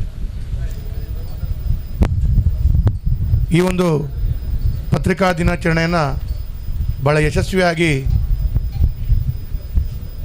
ಈ ಒಂದು ವಾತಾವರಣವನ್ನು ನಿರ್ಮಾಣ ಮಾಡಿಕೊಟ್ಟು ಈ ಬೋಟಿನಲ್ಲಿ ಭಾಳ ಯಶಸ್ವಿಯಾಗಿ ಮಾಡ್ತಾ ಇರುವಂಥ ಒಂದು ವಿಶೇಷ ಸಂದರ್ಭ. ಹಾಗಾಗಿ ಲಕ್ಷ್ಮಣ್ ಕುಂದರ್ ಅವರಿಗೆ ಮತ್ತು ನಮ್ಮ ಮಿತ್ರ ಚರಣ್ ಅವರಿಗೆ, ಲಕ್ಷ್ಮಣ್ ಕುಂದರ್ ಅವರು ಪತ್ರಕರ್ತರೆ, ಅವರಿಗೆ ನಾನು ಅಭಿನಂದನೆಗಳನ್ನು ಕೊಡ್ತಾ ಇದ್ದೇನೆ. ನಮ್ಮ ಜಿಲ್ಲೆಯಲ್ಲಿ ಕೂಡ ಒಂದು ಪ್ರವಾಸೋದ್ಯಮ ನಿಟ್ಟಿನಲ್ಲಿ ಭಾಳ ದೊಡ್ಡ ಕೊಡುಗೆಗಳನ್ನು ಅವರ ಮುಖಾಂತರ ಆಗ್ತಾಯಿದೆ. ಹಾಗಾಗಿ ಈ ಬೋಟ್ನಲ್ಲಿ ನಾನು ಕೂಡ ಕಳೆದ ವರ್ಷ ಈ ಒಂದು ಬೋಟಿನಲ್ಲಿ ಭಾಳ ಒಂದು ಒಳ್ಳೆಯ ಕಾರ್ಯಕ್ರಮವನ್ನು ನಾವು ಸಹ್ಯಾದ್ರಿ ಕಾಲೇಜ್ ಗ್ರೌಂಡ್ನಲ್ಲಿ ಮಾಡಿದ್ವಿ. ಹಾಗಾಗಿ ಚರಣ್ರು ಮತ್ತು ಲಕ್ಷ್ಮಣ್ ಕುಂದರ್ ಅವರು ಹೇಳಿದರು, ಅದು ಬಹಳ ದೊಡ್ಡ ರೀತಿಯ ವೈರಲ್ಗಳಾಯಿತು ಅಂತೇಳುವಂಥ ಮಾತನ್ನು ಹೇಳಿದರು. ಹಾಗಾಗಿ ಎಲ್ಲೋ ಒಂದು ಕಡೆಗಳಲ್ಲಿ ಭಾಳ ಕಷ್ಟದಲ್ಲಿ ಈ ವ್ಯವಸ್ಥೆಗಳನ್ನು ನಡೆಸ್ಕೊಳ್ಬೇಕು ಅಂತೇಳೋ ದೃಷ್ಟಿಯಲ್ಲಿ ಜಿಲ್ಲಾಧಿಕಾರಿಗಳು, ಜಿಲ್ಲಾಡಳಿತ ಇರ್ಬೋದು, ನಾವೆಲ್ಲ ಮುಂದಿನ ದಿನಗಳಲ್ಲಿ ಪ್ರವಾಸೋದ್ಯಮ ದೃಷ್ಟಿಯಲ್ಲಿ ನಮ್ಮ ಜಿಲ್ಲೆಯಲ್ಲಿರುವಂಥ ಈ ಎಲ್ಲ ಅವಕಾಶಗಳನ್ನು ಭಾಳ ಯಶಸ್ವಿಯಾಗಿ ನಾವು ಅದನ್ನು ಸದುಪಯೋಗ ಮಾಡಿಕೊಳ್ತೇವೆ ಅಂತೇಳುವಂಥ ಮಾತನ್ನು ಕೂಡ ನಾನು ಈ ಸಂದರ್ಭದಲ್ಲಿ ಹೇಳುತ್ತೇನೆ. ಎರಡನೇ ಮಾತು, ಇವತ್ತು ಸನ್ಮಾನ ಸ್ವೀಕರಿಸುವಂಥ ಎಲ್ಲ ಹಿರಿಯ ಗೌರವಾನ್ವಿತ ಪತ್ರಕರ್ತರಿಗೆ ನನ್ನ ಅಭಿನಂದನೆಗಳನ್ನು ಈ ಸಂದರ್ಭದಲ್ಲಿ ವಿಶೇಷವಾಗಿ ಅವರ ಮುಂದಿನ ಬದುಕು ಭಾಳ ಯಶಸ್ಸನ್ನು ಕಾಣಲಿ ಅಂತೇಳುವಂಥ ಹಾರೈಕೆಯನ್ನು ಕೂಡ, ಶುಭ ಹಾರೈಕೆಯನ್ನು ಕೂಡ ಮಾಡ್ತಾಯಿದ್ದೇನೆ. ಕೊನೆಯದಾಗಿ ಪತ್ರಕರ್ತರು ಅಂತ ಹೇಳಿದರೆ ಸತ್ಯವನ್ನು ಸಮಾಜಕ್ಕೆ ತೋರಿಸುವಂಥ ಕೈ ಯಾವುದು ಅಂತ ಹೇಳಿದರೆ ಪತ್ರಕರ್ತರು. ಹಾಗಾಗಿ ಎಲ್ಲಿ ಯಾವುದೇ ಒಂದು ವ್ಯವಸ್ಥೆಯಲ್ಲಿ, ಅದು ರಾಜಕೀಯ ಮಾತ್ರವಲ್ಲದೆ ಯಾವುದೇ ವ್ಯವಸ್ಥೆಯಲ್ಲಿ ಏನಾದರೂ ನ್ಯೂನತೆಯನ್ನು ಕಂಡರೆ ಅದನ್ನು ಸರಿಪಡಿಸುವಂಥದ್ದು, ಅದು ತಪ್ಪು ತೋರಿಸುವಂಥದ್ದು ಅಂತೇಳಿ ನಾನು ಹೇಳ್ತಾ ಇಲ್ಲ, ಅದನ್ನು ಸರಿಪಡಿಸುವಂಥ ದೊಡ್ಡ ಕೆಲಸ ಮಾಡ್ತಾ ಇರುವಂಥದ್ದು ಯಾರು ಅಂತ ಹೇಳಿದರೆ ಅದು ಪತ್ರಕರ್ತರು. ಹಾಗಾಗಿ ಪತ್ರಕರ್ತರು ಸಮಾಜದ ಕಣ್ಣನ್ನು ತೆರೆಯುವ ಕೆಲಸವನ್ನು ಸದಾ ಮಾಡ್ತಾ ಇರ್ತಾರೆ. ಹಾಗಾಗಿ ಎಲ್ಲೋ ಒಂದು ಕಡೆ ಇವತ್ತಿನ ದಿನಗಳಲ್ಲಿ ಪತ್ರಕರ್ತರು ಅಂತ ಹೇಳಿದ್ರೆ ಈ ಹಿಂದೆ ಭಾಳ ಕಷ್ಟದಲ್ಲಿ ಪತ್ರಿಕೆಯಲ್ಲಿ ಬರೆದು ಪತ್ರಿಕೆಯನ್ನು ಭಾಳ ಕಷ್ಟದಲ್ಲಿ ನಿರ್ವಹಿಸುವಂಥ ಕೆಲಸ ಕಾರ್ಯಗಳಿತ್ತು. ಅದರ ನಂತರ ದೃಶ್ಯ ಮಾಧ್ಯಮ ಬಂತು. ಈಗಂತೂ ಸಾಮಾಜಿಕ ಜಾಲತಾಣ ಮಾಧ್ಯಮ ಎಷ್ಟು ಬೇಗ ಇದೆ, ಎಷ್ಟು ವೇಗ ಇದೆ ಅಂತೇಳಿದರೆ, ನಾವು ಎಲ್ಲೋ ಒಂದು ಕಡೆಗಳಲ್ಲಿ ಏನೋ ಒಂದು ಹೇಳಿದ್ದು ಕೂಡ 5 ನಿಮಿಷದೊಳಗಡೆ ಇಡೀ ಜಿಲ್ಲೆ, ಇಡೀ ರಾಜ್ಯ ತಿರುಗಾಡುವಂಥ ವ್ಯವಸ್ಥೆಗಳಿದೆ. ಮುಂಚೆ ಆದರೆ ಮರುದಿನ ಪತ್ರಿಕೆಯಲ್ಲಿ ಕಾಯಬೇಕಿತ್ತು, ಪತ್ರಿಕೆಯವರು ಏನು ಬರೀತಾರೆ, ಸುದ್ದಿಯವರು ಏನಾದರೂ ಬರೆದಿದ್ದಾರಾ ಅಂಥೇಳಿ ಕಾಯಬೇಕಿತ್ತು. ಹಾಗಾಗಿ ಇವತ್ತು 5 ನಿಮಿಷದಲ್ಲಿ ಅದನ್ನು ಒಂದು ವೈರಲ್ ಆಗುವ ರೀತಿಯಲ್ಲಿ ವ್ಯವಸ್ಥೆಗಳಾಗ್ತದೆ. ಹಾಗಾಗಿ ಕೊನೆಯದಾಗಿ ಏನು ಅಂತ ಹೇಳಿದರೆ, ಒಂದು ತಪ್ಪು, ಮನುಷ್ಯ ಅಂತ ಹೇಳುವಂಥದ್ದು ಸಹಜವಾಗಿ ತಪ್ಪು ಆಗ್ತದೆ. ಆ ತಪ್ಪು ಮಾಡೋದ್ರಲ್ಲಿ 2 ಭಾಗ ಇದೆ. ಒಂದು ಗೊತ್ತಿದ್ದು ಮಾಡುವಂಥ ತಪ್ಪು, ಅಥವಾ ಗೊತ್ತಿಲ್ಲದೆ ಆಗುವಂಥ ತಪ್ಪು ಅಂತ ಹೇಳೋದು. ಎಲ್ಲೋ ಗೊತ್ತಿದ್ದು ಮಾಡುವಂಥ ತಪ್ಪು ಅಂತ ಹೇಳಿದರೆ ಅದನ್ನು ಅಂಥ ವ್ಯಕ್ತಿಗಳು ಮಾಡುವಂಥ ತಪ್ಪನ್ನು ಘಂಟಾಘೋಷವಾಗಿ ಅದನ್ನು ಸರಿಪಡಿಸುವಂಥ ಕೆಲಸ ಕಾರ್ಯಗಳಿದೆ. ಎಲ್ಲೋ ಒಂದು ಗೊತ್ತಿಲ್ಲದಂಥ ಮಾಡುವಂಥ ತಪ್ಪುಗಳಾಗಿದ್ದಲ್ಲಿ ಅದು ಅವರಿಗೆ ಹೇಳಿ ಇನ್ನು ಮುಂದಿನ ದಿನಗಳಲ್ಲಿ ಅದಕ್ಕೆ ಜಾಗೃತಿ ಮೂಡಿಸುವಂಥ ಕೆಲಸ ಕಾರ್ಯಗಳು ಕೂಡ ಪತ್ರಿಕೆ ಮುಖಾಂತರ ಆಗಬೇಕಾಗಿದೆ ಅಂತೇಳುವಂಥ ಮಾತನ್ನು ಹೇಳ್ತಾ, ಎಲ್ಲೋ ಒಂದು ಕಡೆಗಳಲ್ಲಿ ಪತ್ರಿಕೆಯಲ್ಲಿ DC ಅವರು ಹೇಳಿದ್ರು, ಇವತ್ತು ಪತ್ರಿಕೆಯಲ್ಲಿ ಏನು ಬರ್ತದೆ ಅದು ಸತ್ಯ ಅಂತೇಳುವಂಥ ನಂಬುವಂಥ ವ್ಯಕ್ತಿಗಳು, ಅದು ಕೂಡ ಅದರಲ್ಲಿ ಕೂಡ ಸಮಾಜ, ದಕ್ಷಿಣ ಕನ್ನಡ ಜಿಲ್ಲೆಯ ಜನರು ಇವತ್ತು ವಿಶೇಷವಾಗಿದ್ದಾರೆ. ಒಂದು ಪತ್ರಿಕೆಯಲ್ಲಿ ಏನೋ ಒಂದು ಬಂದಿದೆ ಅಂತೇಳಿದರೆ ಅದು ಸತ್ಯ ಅಂತೇಳುವಂಥ ರೀತಿಯಲ್ಲಿ ಅದನ್ನು 100ಕ್ಕೆ 100 ನಂಬುವಂಥ ರೀತಿಯಲ್ಲಿ ಆ ಪತ್ರಿಕೆ ಮೇಲೆ ಅಷ್ಟು ಗೌರವ, ಆ ಪತ್ರಿಕೆ ಮೇಲೆ ಅಷ್ಟು ವಿಶ್ವಾಸ. ಹಾಗಾಗಿ ಆ ವಿಶ್ವಾಸವನ್ನು ಪ್ರತಿಯೊಂದು ಪತ್ರಿಕಾ ರಂಗದಲ್ಲಿ ಕಾಪಾಡುವಂಥ ರೀತಿಯಲ್ಲಿ ಕೆಲಸ ಕಾರ್ಯಗಳನ್ನು ನಾವೆಲ್ಲರೂ ಸೇರಿಕೊಂಡು ಮಾಡುವ, ಅದರ ಮುಖಾಂತರ ಒಂದು ಸುಂದರ ಸಮಾಜವನ್ನು ಕಟ್ಟುವಂಥ ಕೆಲಸವನ್ನು ನಾವೆಲ್ಲರೂ ಮಾಡುವ ಅಂತೇಳುವಂಥ ಮಾತನ್ನು ಹೇಳ್ತಾ, ಎಲ್ಲರಿಗೂ ವಿಶೇಷವಾಗಿ ಅಭಿನಂದನೆಗಳನ್ನು ಕೊಡ್ತಾ, ಈ ಒಂದು ಮಂಗಳೂರಿನ ನಮ್ಮ ಲಕ್ಷ್ಮಣ್ ಕುಂದರ್ ಅವರು ಮತ್ತು ಶರಣ್ ಅವರು, ಇನ್ನೊಬ್ಬರು ಮಿತ್ರ ಕೂಡ ಇದ್ದಾರೆ, ಅವರು ನಮ್ಮ ಗಣೇಶ್ ಬಂಗೇರ್ ಅವರ ಮಗಲ್ಲ, ಸ್ವೀಕೃತ, ಅವರು ಸೇರಿ ಭಾಳ ಪ್ರಾರಂಭದ ದಿನದಲ್ಲಿ ನನಗೆ ಗೊತ್ತು, ಅವರು ಮೊದಲು ಪೋರ್ಟಿನ ಒಳಗಡೆ ಅಲ್ಲಿದ್ದದ್ದನ್ನು ಒಳಗಡೆ ಎಲ್ಲ ಸ್ವಲ್ಪ ಅವರಿಗೆ ತೊಂದರೆಗಳಾಯಿತು. ಮತ್ತು ಬೇರೆ ಬೇರೆ ಹಂತಗಳಲ್ಲಿ ಅವರು ಬೊಕ್ಕಪಟ್ಟಣಕ್ಕೆ ಅಲ್ಲಿಂದ ಅವರ ಈ ಕೆಲಸ ಕಾರ್ಯಗಳನ್ನು ಪ್ರಾರಂಭಿಸಿದ್ದು. ಮತ್ತು ಆ 2 ಎಕರೆ ಏನು ಕುದುರು ಇದೆ, ಐಲ್ಯಾಂಡ್ ಇದೆ, ಅದು ಈ ಹಿಂದೆ 3-4 ಜನರು ಬೇರೆ ಬೇರೆ ಜನರು ನಡೆಸ್ಕೊಳ್ತಾಯಿದ್ರು.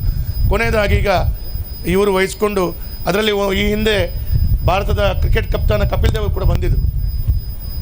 ಹಾಗಾಗಿ ಆ ಐಲ್ಯಾಂಡನ್ನು ಕೂಡ, ಆ ಕುದುರುವನ್ನು ಕೂಡ ಅಭಿವೃದ್ಧಿ ಮಾಡುವಂಥ ದೃಷ್ಟಿಯಲ್ಲಿ ಎಲ್ಲ ರೀತಿಯಲ್ಲಿ ಪ್ರವಾಸೋದ್ಯಮಕ್ಕೆ ಒತ್ತು ಕೊಡಬೇಕು ಅಂತ ಹೇಳುವಂಥ ದೃಷ್ಟಿಯಲ್ಲಿ ಪತ್ರಕರ್ತರು ಕೂಡ ಒಂದು ಈ ಕಾರ್ಯಕ್ರಮವನ್ನು ಇಲ್ಲಿ ಮಾಡಿ ಒಂದು ಜನರಿಗೆ ಕೂಡ, ಈ ಜಿಲ್ಲೆಯ ಜನರಿಗೆ ಈ ರೀತಿಯ ವ್ಯವಸ್ಥೆಗಳನ್ನು ತೋರಿಸುವಂಥ ಕೆಲಸ ಕಾರ್ಯಗಳನ್ನು ನಮ್ಮ ಮಂಗಳೂರಿನವರು ಮಾಡಿದ್ದೀರಿ. ತಮಗೆ ಅಭಿನಂದನೆಗಳನ್ನು ಕೊಡ್ತೇನೆ ಮತ್ತು ಎಲ್ಲರಿಗೂ ಶುಭಾಶಯವನ್ನು ಕೊಡ್ತೇನೆ. ಮತ್ತು ಲಕ್ಷ್ಮಣ್ ಕುಂದರ್ ಅವರು ಮತ್ತು ಶರಣ್ ಅವರು ಮಾಡಿದ ಇಡ್ಲಿ ಭಾಳ ಒಳ್ಳೆಯದಾಗಿದೆ ಅಂತ ಕಾಣ್ತದೆ. ಹಾಗಾಗಿ ಭಾಳ ಒಳ್ಳೆಯ ರೀತಿಯಲ್ಲಿ ತಮ್ಮ ಔತಣಕೂಟ, ಚಹಾ, ತಿಂಡಿ ಎಲ್ಲ ವ್ಯವಸ್ಥೆಯನ್ನು ಮಾಡಿದ್ದೀರಿ. ಮತ್ತು ಒಂದು ಹೌದು ಇಲ್ಲ ಮನೋಜ್, 100ಕ್ಕೆ 100 ನನಗೆ ಕೊರೋನಾದ ಸಂದರ್ಭದಲ್ಲಿ ಇವರಾದರೆ ಪತ್ರಕರ್ತರು ನನಗೆ ಆತ್ಮೀಯರಿದ್ದರೂ ಕೂಡ ಅವರವರ ಸ್ವಲ್ಪ ಬ್ಯುಸಿ ಶೆಡ್ಯೂಲಲ್ಲಿ ಇವರಿಗೆ ಸ್ವಲ್ಪ ಅಲ್ಲಿ ಚಾನಲ್ನಲ್ಲಿ ಕೆಲಸ ಇದೆ, ಹಾಗಾಗಿ ಹೇಳಿಲ್ಲ. ಶರಣರು ನನಗೆ ಸಿಕ್ಕಿದ್ರು ಈ ಕೊರೋನಾ ಸಂದರ್ಭದಲ್ಲಿ ಒಂದು 7-8 ತಿಂಗಳು, 6-7 ತಿಂಗಳು ಪಾಪ ಈ ಬೋಟನ್ನು, ಅಂದರೆ ಕೆಲಸದವರನ್ನು ಬಿಡಲಿಕ್ಕಿಲ್ಲ, ಮೇಂಟೈನೂ ಮಾಡಬೇಕು. ಅವರು ಪಟ್ಟಂಥ ಕಷ್ಟಗಳು ನೋಡಿದಾಗ ಅವರು ಹೇಳಿದರು ನನ್ನ ಹತ್ರ. ಹಾಗಾಗಿ ಆವಾಗ ಅದರಿಂದ ಈಗ ಸ್ವಲ್ಪ ಚೇತರಿಕೆ ಆಗ್ತಾ ಇದೆ ಅಂತ ಹೇಳುವಂಥ ಮಾತನ್ನು ಹೇಳಿದರು. ಇದೆಲ್ಲ ಸಮಾಜ ಕೊರೋನಾ ಮುಕ್ತವಾಗಿ ಬಂದಾಗ ಈ ರೀತಿಯ ಬೋಟುಗಳಿಗೆ, ಈ ರೀತಿಯ ವ್ಯವಸ್ಥೆಗೆ ಅವಕಾಶಗಳು ಇನ್ನಷ್ಟು ಸಿಗುವ ರೀತಿಯಲ್ಲಿ, ಈಗ ಮೊನ್ನೆ ತಾನೇ ನಾನು ಮತ್ತು DC ಅವರು ಮತ್ತು ಮಂಗಳೂರು ಮಹಾನಗರ ಪಾಲಿಕೆ ಕಮಿಷನರು, ಮೇಯರ್ ಎಲ್ಲರೂ ಈ ಬೋಟಿನಲ್ಲಿ ಈ ಎಲ್ಲ ಐಲ್ಯಾಂಡ್ಗಳನ್ನು ವೀಕ್ಷಿಸಿ, ನಾವು ಇಲ್ಲಿಂದ ಜಪ್ಪಿನಮಗೂರು ತನಕ ಹೋಗಿ ಅಲ್ಲಿ ಒಂದು ದೊಡ್ಡ ಕುದುರೆ ಇದೆ 40 ಎಕರೆ ಚಿಲ್ಲರೆ, ಅದನ್ನು ಕೂಡ ವೀಕ್ಷಿಸಿ ನಾವು ಬಂದಿದ್ದೇವೆ. ಈಗ ಭಾರತ ಸರ್ಕಾರದಿಂದ ಮೆರಿಟೈಮ್ ಬೋರ್ಡ್ನಿಂದ ಆಗ್ತದೆ ಮತ್ತು ಕರ್ನಾಟಕ ಸರ್ಕಾರದ ಪ್ರವಾಸೋದ್ಯಮ ಇಲಾಖೆಯಿಂದ ಅದನ್ನು ಹೇಗೆ ಜೋಡಿಸಬೇಕು ಅಂತೇಳೋ ರೂಪರೇಖೆ ಜಿಲ್ಲಾಧಿಕಾರಿಯವರ ನೇತೃತ್ವದಲ್ಲಿ ಆಗ್ತಾ ಇದೆ. ಹಾಗಾಗಿ ನಾನು ಜಿಲ್ಲಾಧಿಕಾರಿಯವರಿಗೆ ಈ ಸಂದರ್ಭದಲ್ಲಿ ಹೇಳುವಂಥದ್ದು, ತಮ್ಮ ಅವಧಿಯಲ್ಲಿ ಮಂಗಳೂರಿನ ಚಿತ್ರಣವನ್ನು ಪ್ರವಾಸೋದ್ಯಮದಲ್ಲಿ ಬದಲಿಸಿದ್ದು ಯಾರು ಅಂತ ಹೇಳಿದರೆ ಅದು ನಮ್ಮ ಜಿಲ್ಲಾಧಿಕಾರಿ ರಾಜೇಂದ್ರ ಅವರು ಅಂತೇಳುವಂಥ ಜನರು ನೆನಪಿಸಿಕೊಳ್ಳುವಂಥ ರೀತಿಯ ಈ ಒಂದು ಬದಲಾವಣೆ ತಾವು ಮಾಡ್ತೀರಿ ಅಂತ ಹೇಳುವಂಥ ವಿಶ್ವಾಸದ ಮುಖಾಂತರ ಎಲ್ಲರಿಗೂ ಶುಭವನ್ನು ಕೊಡ್ತೀನಿ. ಧನ್ಯವಾದ.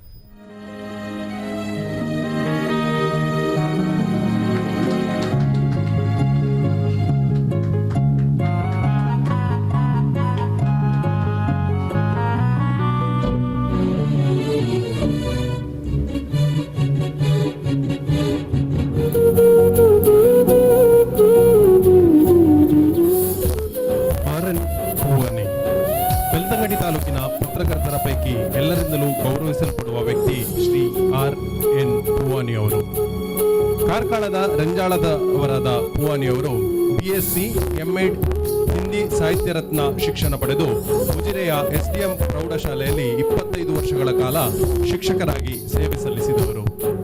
ಕಳೆದ 45 ವರ್ಷಗಳಿಂದ ಪ್ರಜಾವಾಣಿ ಪತ್ರಿಕೆಯ ಬೆಳ್ತಂಗಡಿ ತಾಲೂಕು ಅರೆಕಾಲಿಕ ವರದಿಗಾರರಾಗಿ ಕಾರ್ಯನಿರ್ವಹಿಸುತ್ತಿರುವವರು ನಮ್ಮ RN ಪೂವನಿಯವರು. ಸಮತೂಕದ ವರದಿಗೆ ಹಾಗೂ ಸೌಜನ್ಯಪೂರಿತ ನಡವಳಿಕೆಗೆ ಹೆಸರಾದ ಇವರು ಪತ್ನಿ ಡಾಕ್ಟರ್ ಜಯಾ ಮಾತಾರವರು SDM ಕಾಲೇಜಿನಲ್ಲಿ ಉಪನ್ಯಾಸಕರಾಗಿದ್ದು ನಿವೃತ್ತರಾಗಿದ್ದಾರೆ. ಪುತ್ರ ಶ್ರೇಯಸ್ ಇಂಜಿನಿಯರ್ ಹಾಗೂ ಪುತ್ರಿ ಸ್ಮಿತಾ ಕಾನೂನು ಪದವೀಧರೆ ಜೊತೆ ವಾಸಿಸುತ್ತಿದ್ದಾರೆ. RN ಪೂವನಿ ಅವರಿಗೆ ಕರ್ನಾಟಕ ಜರ್ನಲಿಸ್ಟ್ ಯೂನಿಯನ್ ಇದರ ಸನ್ಮಾನದ ಸಂದರ್ಭದಲ್ಲಿ ನಮ್ಮ ಪರವಾಗಿ ಅಭಿನಂದನೆಗಳು.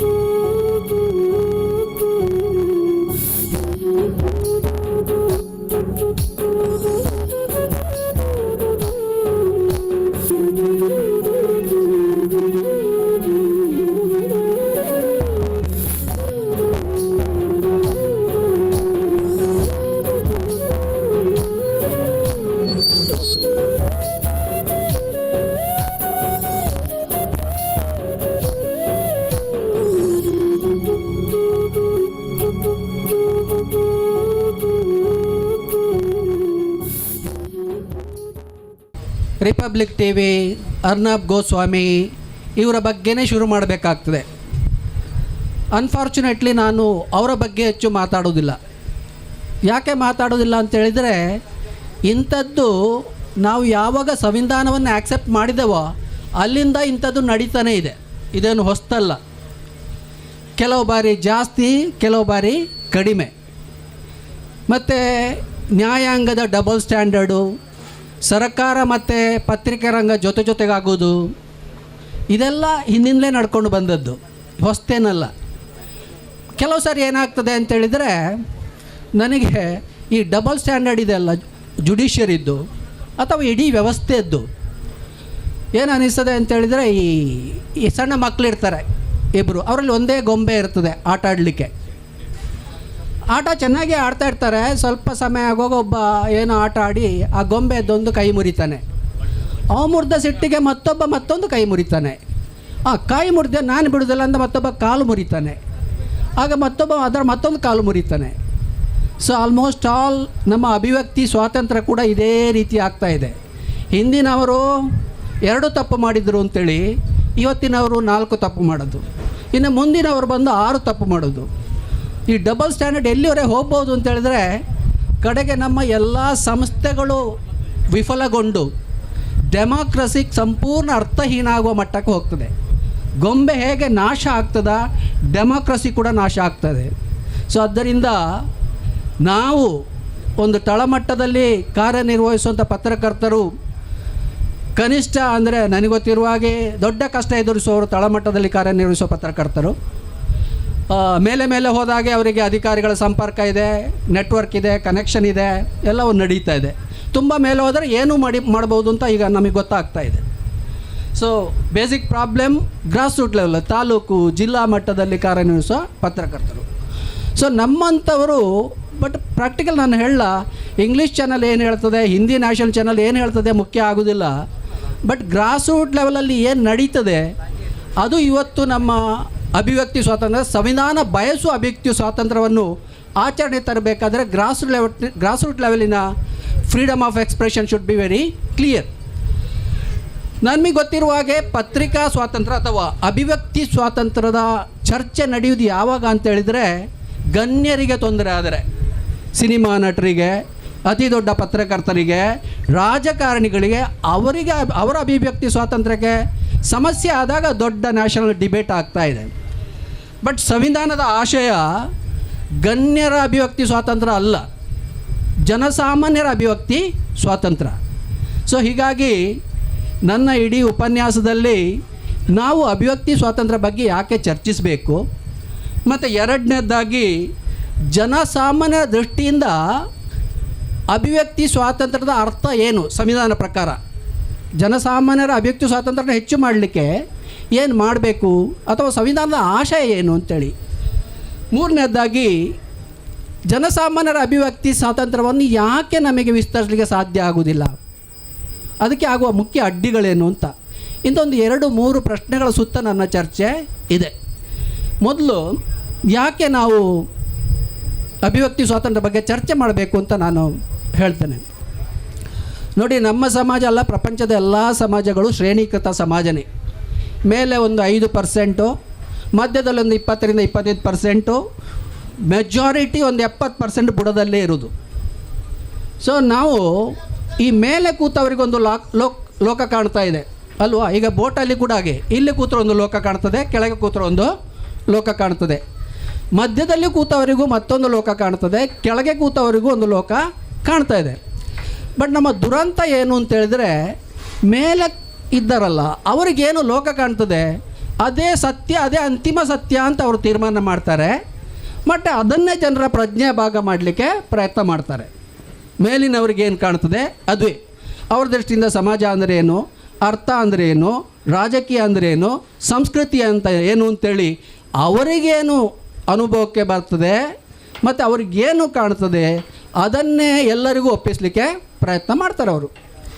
ಅವರು ಸಕ್ಸಸ್ ಕೂಡ ಆಗ್ತಾರೆ. ಯಾಕೆ ಅಂತೇಳಿದರೆ ಕೆಳಗಿನವರಿಗೂ ಲೋಕ ಕಾಣ್ಬೋದು, ಮಧ್ಯದವರಿಗೂ ಲೋಕ ಕಾಣ್ಬೋದು. ಅವರಿಗೆ ಕಂಡ ಸತ್ಯವನ್ನು ಪ್ರಪಂಚಕ್ಕೆ ಹೇಳಬೇಕು ಅಂತಾದರೆ ನಿಮಗೆ ಮೀಡಿಯಾ ಬೇಕು, ಟಿ ವಿ ಬೇಕು, ಪೇಪರ್ ಬೇಕು, ಎಜುಕೇಷನ್ ಇನ್ಸ್ಟಿಟ್ಯೂಷನ್ಸ್ ಬೇಕು, ಮಠ ಮಂದಿರಗಳು ನಿಮ್ಮ ಸ್ವಾಧೀನ ಇರಬೇಕಾಗ್ತದೆ. ಇದು ಯಾವುದು ಮಧ್ಯ ಮತ್ತು ಕೆಳಗಿರುವವರ ಸ್ವಾಧೀನ ಇರುವುದಿಲ್ಲ. ಹಾಗಾಗಿ ಮೇಲಿನವರ ಸ್ವಾಧೀನ ಇದೆಲ್ಲ ಇರುವುದರಿಂದ ಮೀಡಿಯಾ ಇದೆ, ಶಿಕ್ಷಣ ಸಂಸ್ಥೆಗಳಿದೆ, ಮಠ ಮಂದಿರಗಳಿದೆ, ಟಿ ವಿಗಳಿವೆ. ಆದ್ದರಿಂದ ಅವರ ಸತ್ಯವನ್ನು ಲೋಕದ ಸತ್ಯ ಮಾಡೋದು ಅವರಿಗೆ ಸುಲಭ ಆಗ್ತದೆ. ಸೊ ಅವರ ದೃಷ್ಟಿಯಿಂದ ಬಡತನ ಯಾಕಿದೆ ಅಂತೇಳಿದರೆ, ಬಡತನಕ್ಕೆ ಬಡವರೇ ಕಾರಣ ಅಂತೇಳೋದು ಬಹುತೇಕ ಸಂದರ್ಭದಲ್ಲಿ ನಡೆಯುವ ಚರ್ಚೆ. ಯಾಕೆ ಬಡತನ ಅಪ್ಪ ಅಂತೇಳಿದರೆ, ಬಡವರು ಜಾಸ್ತಿ ಕುಡಿತಾರೆ, ಬಡವರಿಗೆ ಜಾಸ್ತಿ ಮಕ್ಕಳಿದ್ದಾರೆ, ಬಡವರು ಎಲ್ಲ ಸಾಲ ಮಾಡಿ ಆದರೂ ಹಬ್ಬ ಹರಿದಿನ ಆಚರಣೆ ಮಾಡ್ತಾರೆ, ಇದಕ್ಕಾಗಿ ಬಡತನ ಇದೆ ಅಂತ ಅಲ್ವಾ. ಇದಲ್ವ ಚರ್ಚೆ ಇರೋದು ಆಲ್ಮೋಸ್ಟ್. ಬಡತನಕ್ಕೆ ಬಡವರೇ ಕಾರಣ ಅಂತೇಳಿ ಇದು ಮೇಲಿನವರಿಗೆ ಕಾಣುವುದು ಮತ್ತು ಅವರು ಕೊಡುವ ವಿವರಣೆ. ಬಟ್ ಇದನ್ನೇ ಒಬ್ಬ ತಳಸ್ತರದಲ್ಲಿ ನಿಜವಾದ ಬಡವ ಕೆಳಗಿದ್ದು ನೋಡುವನಿಗೆ ಅವನಿಗೆ ಬಡತನದ ಕಾರಣವೇ ಬೇರೆ ಕಾಣ್ಬೋದು. ಇಡೀ ಸರ್ಕಾರ, ಈ ಸರ್ಕಾರ, ಹಿಂದಿನ ಸರ್ಕಾರಗಳು, ಅವರು ತರುವ ಅಭಿವೃದ್ಧಿ ನೀತಿಗಳು, ಬಡತನ ಏನು ದೇವರ ಸೃಷ್ಟಿ ಅಲ್ಲ, ಮನುಷ್ಯರೇ ಸೃಷ್ಟಿ ಮಾಡಿದ್ದು. ಈ ಸೋ ಕಾಲ್ಡ್ ಡೆವಲಪ್ಮೆಂಟ್ ಪಾಲಿಸಿಗಳು, ನೀವು ಯಾವುದೇ ನೀತಿ ತಗೊಳ್ಳಿ, ತೆರಿಗೆ ನೀತಿ ತಗೊಳ್ಳಿ, ಭೂ ನೀತಿ ತಗೊಳ್ಳಿ, ಕಾರ್ಮಿಕ ನೀತಿ ತಗೊಳ್ಳಿ, ಕೃಷಿ ನೀತಿ ತಗೊಳ್ಳಿ, ಎಲ್ಲಿ ಕೂಡ ಸಂಪನ್ಮೂಲ ಮೇಲಿನಿಂದ ಕೆಳಗೆ ಇಳಿಯುವುದಿಲ್ಲ, ಕೆಳಗಿಂದ ಮೇಲೇ ಹೋಗುವುದು. ನೀವು ಯಾರಾದರೂ ನನಗೆ ಇದರಿಂದ ವಿರುದ್ಧವಾದ ಒಂದು ಉದಾಹರಣೆ ಕೊಟ್ಟರೆ ನಾನು ಹೇಳಿದ್ದನ್ನು ಹಿಂದಕ್ಕೆ ಪಡಿತೇನೆ. ಸಂಪನ್ಮೂಲಗಳು ಸರ್ಕಾರ ಜಾರಿಗೆ ತರುವ ಪಾಲಿಸಿಗಳಲ್ಲಿ ಸಂಪನ್ಮೂಲಗಳು ಕೆಳಗಿನಿಂದ ಮೇಲೆ ಹರಿಯುವುದು ಬಿಟ್ಟರೆ ಮೇಲಿಂದ ಕೆಳಗೆ ಹರಿಯುವುದಿಲ್ಲ.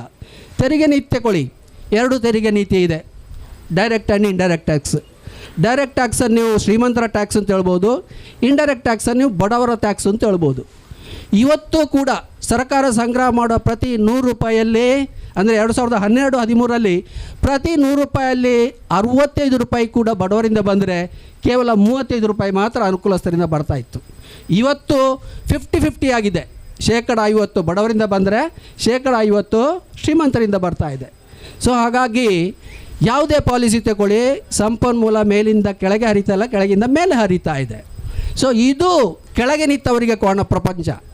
ಸೊ ಇದನ್ನು ನಾವು ಜನರ ಪ್ರಜ್ಞೆ ಭಾಗ ಮಾಡಿದರೆ ಮಾತ್ರ ಒಂದು ಸಾಮಾಜಿಕ ಪರಿವರ್ತನೆ ಸಾಧ್ಯ. ಇದೇ ರೀತಿ ಜಾತಿ ಧರ್ಮಗಳು, ಮೇಲಿನವರ ದೃಷ್ಟಿಯಿಂದ ಜಾತಿ ಧರ್ಮ ಎಲ್ಲ ದೇವರ ಸೃಷ್ಟಿ.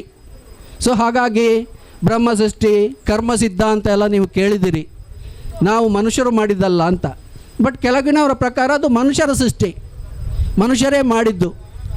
ಈ ದೇವರು, ಧರ್ಮ, ಸಂಸ್ಕೃತಿ ಎಲ್ಲವೂ ಕೂಡ ಮನುಷ್ಯರೇ ಸೃಷ್ಟಿ ಮಾಡಿದ್ದು. ಹಾಗೆ ನೋಡಿದರೆ ಸಾಮಾಜಿಕ ಸಂಬಂಧ, ಆರ್ಥಿಕ ಸಂಬಂಧ, ರಾಜಕೀಯ ಸಂಬಂಧ, ಸಾಂಸ್ಕೃತಿಕ ಸಂಬಂಧ ಯಾವುದೂ ಕೂಡ ದೇವರ ಸೃಷ್ಟಿ ಅಲ್ಲ, ಪ್ರಕೃತಿಯ ಸೃಷ್ಟಿ. ಪ್ರತಿಯೊಂದನ್ನು ಮನುಷ್ಯರೇ ಮಾಡಿದ್ದು. ಈಗ ನೀವು ನಾವು ಮಾತಾಡೋ ಜಾತಿ ಪ್ರಶ್ನೆ ಅಥವಾ ಧರ್ಮದ ಪ್ರಶ್ನೆ ಬಂದರೆ, ಈಗ ನಾವೇ ನೋಡ್ತಾ ಇದ್ದೇವೆ ದೇವರ ಮುಂದೆ ಎಲ್ಲರೂ ಸಮಾನರು ಅಂತ. ಅಂದರೆ ನಮ್ಮ ತಲೆಯಲ್ಲಿ ಎಲ್ಲ ದೇವರು ಸಮಾನರು ಅಂತ. ನಾವು ಇದೇ ಸೌತ್ ಕೇಂದ್ರದಲ್ಲಿ ಎಷ್ಟೋ ಸಾರಿ ನಾನು ನೋಡಿದ್ದೇನೆ, ಕೆಲವು ಪೊಲಿಟಿಷಿಯನ್ ಕೊಡೋ ಸ್ಟೇಟ್ಮೆಂಟ್ಗಳು ಭೂತದ ಬಾಯಲ್ಲಿ ಭಗವದ್ಗೀತೆ ಕೇಳಿದಂತ ಆಯಿತು ಅಂತ. ನೀವು ಕೇಳಿದ್ರಲ್ಲ ಇಂಥ ಮಾತನ್ನು? ಇದರ ಅರ್ಥ ಏನು? ಭೂತದ ಬಾಯಲ್ಲಿ ಭಗವದ್ಗೀತೆ ಕೇಳಿದಂತ ಆಯಿತು ಅಂತ ಹೇಳಿದರೆ ಭೂತಕ್ಕೆ ಭಗವದ್ಗೀತೆಯನ್ನು ಉಚ್ಚರಿಸೋ ಯೋಗ್ಯತೆ ಕೂಡ ಇಲ್ಲ ಅಂತೇಳಿ. ಭೂತಕ್ಕೆ ಯೋಗ್ಯತೆ ಇಲ್ಲ ಅಂತ ಹೇಳಿದರೆ ಭೂತ ನಂಬುವವರಿಗೆ ಯೋಗ್ಯತೆ ಇರ್ತದ ಅಲ್ವಾ? ಸೊ ಹಾಗಾಗಿ ಎಷ್ಟೋ ಸಾರಿ ಏನಾಗ್ತದೆ ಅಂತೇಳಿದರೆ ದೇವರು, ಧರ್ಮ, ಸಂಸ್ಕೃತಿ ಅಂತ ಹೇಳೋದು ಅಲ್ಲಿ ಕೂಡ ಸಾಕಷ್ಟು ಶ್ರೇಣೀಕರಣ ಇರ್ತದೆ. ಕೆಲವರ ಆಹಾರವನ್ನು ಎಲ್ಲರೂ ತಿನ್ಬೋದು, ಕೆಲವರ ಆಹಾರವನ್ನು ಅವರು ಮಾತ್ರ ತಿನ್ಬೋದು, ಕೆಲವರ ದೇವರನ್ನು ಎಲ್ಲರೂ ನಡೆಸ್ಕೊಳ್ತಾರೆ, ಕೆಲವರ ದೇವರು ಅವರಿಗೆ ಮಾತ್ರ. ಇವತ್ತು ಕೂಡ ನಮ್ಮಲ್ಲಿ ದೈವಸ್ಥಾನ ಬೇರೆ ಇದೆ, ದೇವಸ್ಥಾನ ಬೇರೆ ಇದೆ. ದೇವಸ್ಥಾನ ಇನ್ನೂ ಪ್ರಮೋಟ್ ಆಗಿಲ್ಲ. ಅದರ ಅರ್ಥ ಏನು ಅಂತೇಳಿದರೆ ಶ್ರೇಣೀಕರಣ ಅಲ್ಲಿಯೂ ಇದೆ. ಸೊ ಇದೆಲ್ಲ ವಿಚಾರಗಳ ಮೂಲಕ ಜನರನ್ನು ಒಪ್ಪಿಸುವ ಪ್ರಕ್ರಿಯೆ. ಸೊ ಇದನ್ನು ನಾನು ಈಗ ಹೇಳಿದ್ದನ್ನು ಸಂಕ್ಷಿಪ್ತವಾಗಿ ಹೇಳ್ತಿದ್ದರೆ, ಯಾಕೆ ನಾವು ಅಭಿವ್ಯಕ್ತಿ ಸ್ವಾತಂತ್ರ್ಯ ಬಗ್ಗೆ ಚರ್ಚೆ ಮಾಡಬೇಕು ಅಂತೇಳಿದರೆ ವಿಚಾರ, ಆಚಾರ, ಅಧಿಕಾರಗಳ ನಡುವೆ ನೇರ ಸಂಬಂಧ ಇದೆ. ನೀವೆಲ್ಲ ವಿಚಾರವನ್ನು ಸೃಷ್ಟಿಸುವವರು, ವಿಚಾರವನ್ನು ಜನರ ಪ್ರಜ್ಞೆಯ ಭಾಗ ಮಾಡುವವರು. ಇವತ್ತು ಕೆಲವರೇ ಕೈಯಲ್ಲಿ ಅಧಿಕಾರ ಕ್ರೋಢೀಕರಣಗೊಂಡ್ರೆ ಮಹಿಳೆಯರಿಗೆ ಕಂಪೇರ್ ಮಾಡಿದರೆ ಹೆಚ್ಚು ಅಧಿಕಾರ ಪುರುಷರಲ್ಲಿದೆ, ಅಲ್ಪಸಂಖ್ಯಾತರಿಗೆ ಕಂಪೇರ್ ಮಾಡಿದರೆ ಹೆಚ್ಚು ಅಧಿಕಾರ ಬಹುಸಂಖ್ಯಾತರಲ್ಲಿದೆ, ಗ್ರಾಮೀಣ ಜನರಿಗೆ ಹೋಲಿಸಿದರೆ ಹೆಚ್ಚು ಅಧಿಕಾರ ಪೇಟೆ ಪಟ್ಟಣ ಜನರಲ್ಲಿದೆ, ಸೊ ಬಡವರಿಗೆ ಹೋಲಿಸಿದರೆ ಹೆಚ್ಚು ಅಧಿಕಾರ ಶ್ರೀಮಂತರಲ್ಲಿದೆ. ಈ ರೀತಿಯ ಕ್ರೋಢೀಕರಣ ಇದೆಯಲ್ಲ ಕೆಲವರಲ್ಲಿ, ಇದು ಹೊಡೆದು ಬಡ್ದು ನಡೆದದ್ದಲ್ಲ. ಲಿಂಗ ತಾರತಮ್ಯ ಇರ್ಬೋದು, ಜಾತಿ ತಾರತಮ್ಯ ಇರ್ಬೋದು, ಧರ್ಮ ತಾರತಮ್ಯ ಇರ್ಬೋದು, ಇದು ಯಾವುದು ಹೊಡೆದು ಬಡ್ದು ನಡೆದದಲ್ಲ, ನಮ್ಮನ್ನೆಲ್ಲ ಒಪ್ಪಿಸಿಯೇ ನಡೆಯುವ ಪ್ರಕ್ರಿಯೆ. ಇವತ್ತು ಅವರು ಮೇಲಿದ್ದರೆ ಯಾಕೆ ಮೇಲಿದ್ದಾರೆ ಅಂತ ಹೇಳುವ ವಿವರಣೆ ಇದೆ, ಕೆಳಗಿದ್ದರೆ ಯಾಕೆ ಕೆಳಗಿದ್ದಾರೆ ಅಂತ ಹೇಳುವ ವಿವರಣೆಗಳಿದೆ. ಅದೇ ನಾನು ಹೇಳಿದಲ್ಲ, ಧರ್ಮ, ಕರ್ಮ ಸಿದ್ಧಾಂತ, ಬ್ರಹ್ಮ ಸೃಷ್ಟಿಗಳು ಜಾತಿ ಮೇಲುಗಳನ್ನು ಡಿಫೈನ್ ಮಾಡ್ತಾ ಇದೆ. ಅದೇ ಲಿಂಗ ಅಸಮಾನತೆಯನ್ನು ಡಿಫೈನ್ ಮಾಡೋ ಸಾಕಷ್ಟು ಗಾದೆ, ಪುರಾಣ, ಒಗಟುಗಳಿವೆ. ಯಾವುದೇ ಸಿನಿಮಾ ತಗೊಳ್ಳಿ, ಯಾವುದೇ ಸೀರಿಯಲ್ ತಗೊಳ್ಳಿ, ಅಲ್ಲಿ ಮಹಿಳೆ ಪುರುಷಕ್ಕೆ ಸಮಾನವಾದ ಸಂಗತಿ ಭಾರಿ ಕಡಿಮೆ ಐತೆ. ಹಿಂದೆ ನಾವೆಲ್ಲ ಸಿನಿಮಾ ನೋಡ್ತಾ ಇದ್ದೇವೆ ರಾಜ್ಕುಮಾರ್ ಕಾಲದಲ್ಲಿ. ಆ ಸಿನಿಮಾದಲ್ಲಿ ಒಂದು ಸೀನು ನೀವು ನೋಡಿರ್ಬೋದು. ಏನು ಅಂತ ಹೇಳಿದರೆ, ಗಂಡ ಹೆಂಡತಿ ಮದುವೆ ಆದವರು, ಬೆಳಿಗ್ಗೆ ಹೆಂಡತಿ ಬೇಗ ಹೇಳ್ತಾಳೆ, ಅವಳು ಎದ್ದು ಸ್ನಾನ ಮಾಡಿ ಮಡಿ ಬುಟ್ಟೆ ಎಲ್ಲ ಉಟ್ಟು, ಸ್ವಲ್ಪ ಅದು ವೈದಿಕ ಬ್ರಾಹ್ಮಣಿಕಲಾಗಿದೆ, ಕನ್ನಡ ಪಿಕ್ಚರ್ ಸ್ವಲ್ಪ ಅರ್ಲಿಯರ್ ಬ್ರಾಹ್ಮಣಿಕಲಾಗಿಯೇ ಇತ್ತು. ಸೊ ಉಟ್ಟು ಬರ್ತಾಳೆ, ಗಂಡ ಅವಳು ಅಷ್ಟೆಲ್ಲ ಕೆಲಸ ಮಾಡೋವಾಗಲೂ ಎದ್ದಿರೋದಿಲ್ಲ. ಇಷ್ಟೆಲ್ಲ ಸ್ನಾನ ಮಾಡಿ ಮಡಿ ಉಟ್ಟು ಬಂದು ಅವಳು ಫಸ್ಟ್ ಕೆಲಸ ಮಾಡೋದೇನೆಂದರೆ ಗಂಡನ ಕಾಲಿಗೆ ನಮಸ್ಕಾರ ಮಾಡೋದು. ಈಗ ಅಂಥ ಸೀನ್ ಇಲ್ಲ, ಹಾಗಾಗಿ ಈಗಿನ ಯುವಕರಿಗೆ ಭಾರಿ ಬೇಸರನೇ ಇರ್ಬೋದು, ಅಂಥದ್ದಿಲ್ಲಲ್ವ ಅಂತ. ಗಂಡನ ಕಾಲಿಗೆ ನಮಸ್ಕಾರ ಮಾಡ್ತಾಳೆ ಅವಳು. ಗಂಡನ ಕಾಲಿಗೆ ನಮಸ್ಕಾರ ಮಾಡಿದ ನಂತರ ಪುನಃ ಚಹಾ ತರ್ತಾಳೆ ಅಲ್ಲಿಗೆ, ಇವ ಮಲಗಿದಲ್ಲಿಗೆ. ಇವ ಹಲ್ಲು ಉಜ್ಜದೆಯ ಚಹಾ ಕುಡಿತಾನೆ. ಮತ್ತು ಅಲ್ಲಿ ಬಂದು ಅವತ್ತಿನ ಪೇಪರ್ ಓದ್ತಾ ಕೂತ್ಕೊಳ್ತಾನೆ. ಅವಳು ಪುನಃ ಅಡುಗೆ ಕಡೆ ಹೋಗಿ ಅಡುಗೆ ಮಾಡಿ ಮಕ್ಕಳಿಗೆಲ್ಲ ತಿಂಡಿ ಕೊಟ್ಟು ಅವ್ರನ್ನೇ ರೆಡಿ ಮಾಡಿ ಶಾಲೆ ಕಳಿಸಿದ ನಂತರ ಇವನಿಗೆ ಗಂಡನನ್ನು ರೆಡಿ ಮಾಡಿ ಆಫೀಸಿಗೆ ಕಳಿಸ್ತಾಳೆ. ಅವನಿಗೆ ಶೂ ತಂದು ಕೊಡೋದು, ಸಾಕ್ಸ್ ತಂದು ಕೊಡೋದು, ಟೈ ಕಟ್ಟೋದು, ಕೋಟ್ ಹಾಕೋದು, ಇಂಥ ಸೀನೆಲ್ಲ ನೋಡಿದ್ದೇವೆ. ನೀವು ನೋಡಿದರೆ ಯಂಗ್ಸ್ಟರ್ಸ್ ನೋಡ್ತಿರ್ಬೋದು, ನಾನು ನೋಡಿದ್ದೇನೆ. ಅಂದರೆ ಅದರ ಅರ್ಥ ಏನು ಅಂತೇಳಿದರೆ ಪತಿಯೇ ಪರದೈವ ಅಂತೇಳೋದನ್ನು ಆಚರಣೆ ಮಾಡಿ ಸಿನಿಮಾಗಳಲ್ಲಿ ತೋರಿಸೋದು. ಹಾಗಾಗಿ ಹೆಣ್ಣು ಯಾವತ್ತೂ ಪುರುಷನಿಗೆ ಸಮಾನರಲ್ಲ ಅಂತೇಳೋದನ್ನು ನೀವು ಮಠಕ್ಕೆ ಹೋಗಿ ಅಲ್ಲಿ ಸ್ವಾಮೀಜಿ ಇದನ್ನು ಹೇಳ್ತಾರೆ, ಸಿನಿಮಾ ನೋಡಿ ಅಲ್ಲಿ ಇದನ್ನು ಹೇಳ್ತಾರೆ, ಗಾದೆ ತಗೊಳ್ಳಿ, ಪುರಾಣ ತಗೊಳ್ಳಿ, ಎಲ್ಲಿ ಹೋದರೂ ಇದೇ ಇರ್ತದೆ.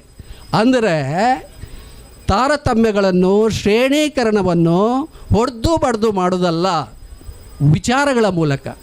ಪತ್ರಕರ್ತರ ಬಹುದೊಡ್ಡ ಜವಾಬ್ದಾರಿ ಏನು ಅಂತೇಳಿದರೆ ವಿಚಾರವನ್ನು ಸೃಷ್ಟಿ ಮಾಡೋದು ಮತ್ತು ಜನರ ಪ್ರಜ್ಞೆ ಭಾಗ ಮಾಡೋದು. ಸೊ ಇವತ್ತೇನಾದರೂ ನಾವು ಅಭಿವ್ಯಕ್ತಿ ಸ್ವಾತಂತ್ರ್ಯ ಬಗ್ಗೆ ಮಾತಾಡ್ತಿದ್ರೆ ನಾವು ಯಾಕೆ ಮಾತಾಡಬೇಕು ಅಂತೇಳಿದರೆ ವಿಚಾರವನ್ನು ನಿರ್ಭೀತಿಯಾಗಿ ಸೃಷ್ಟಿಸುವ ಮತ್ತು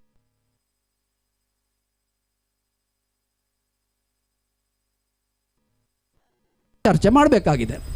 ಸೊ ಇದು ಒಂದನೇ ಪ್ರಶ್ನೆ. ಎರಡನೇ ಪ್ರಶ್ನೆ, ಸಂವಿಧಾನದ ಆಶಯ ಏನಪ್ಪ ಅಂದರೆ ಅಭಿವ್ಯಕ್ತಿ ಸ್ವಾತಂತ್ರ್ಯದ ಬಗ್ಗೆ ಸಂವಿಧಾನ ಏನು ಹೇಳ್ತಾ ಇದೆ?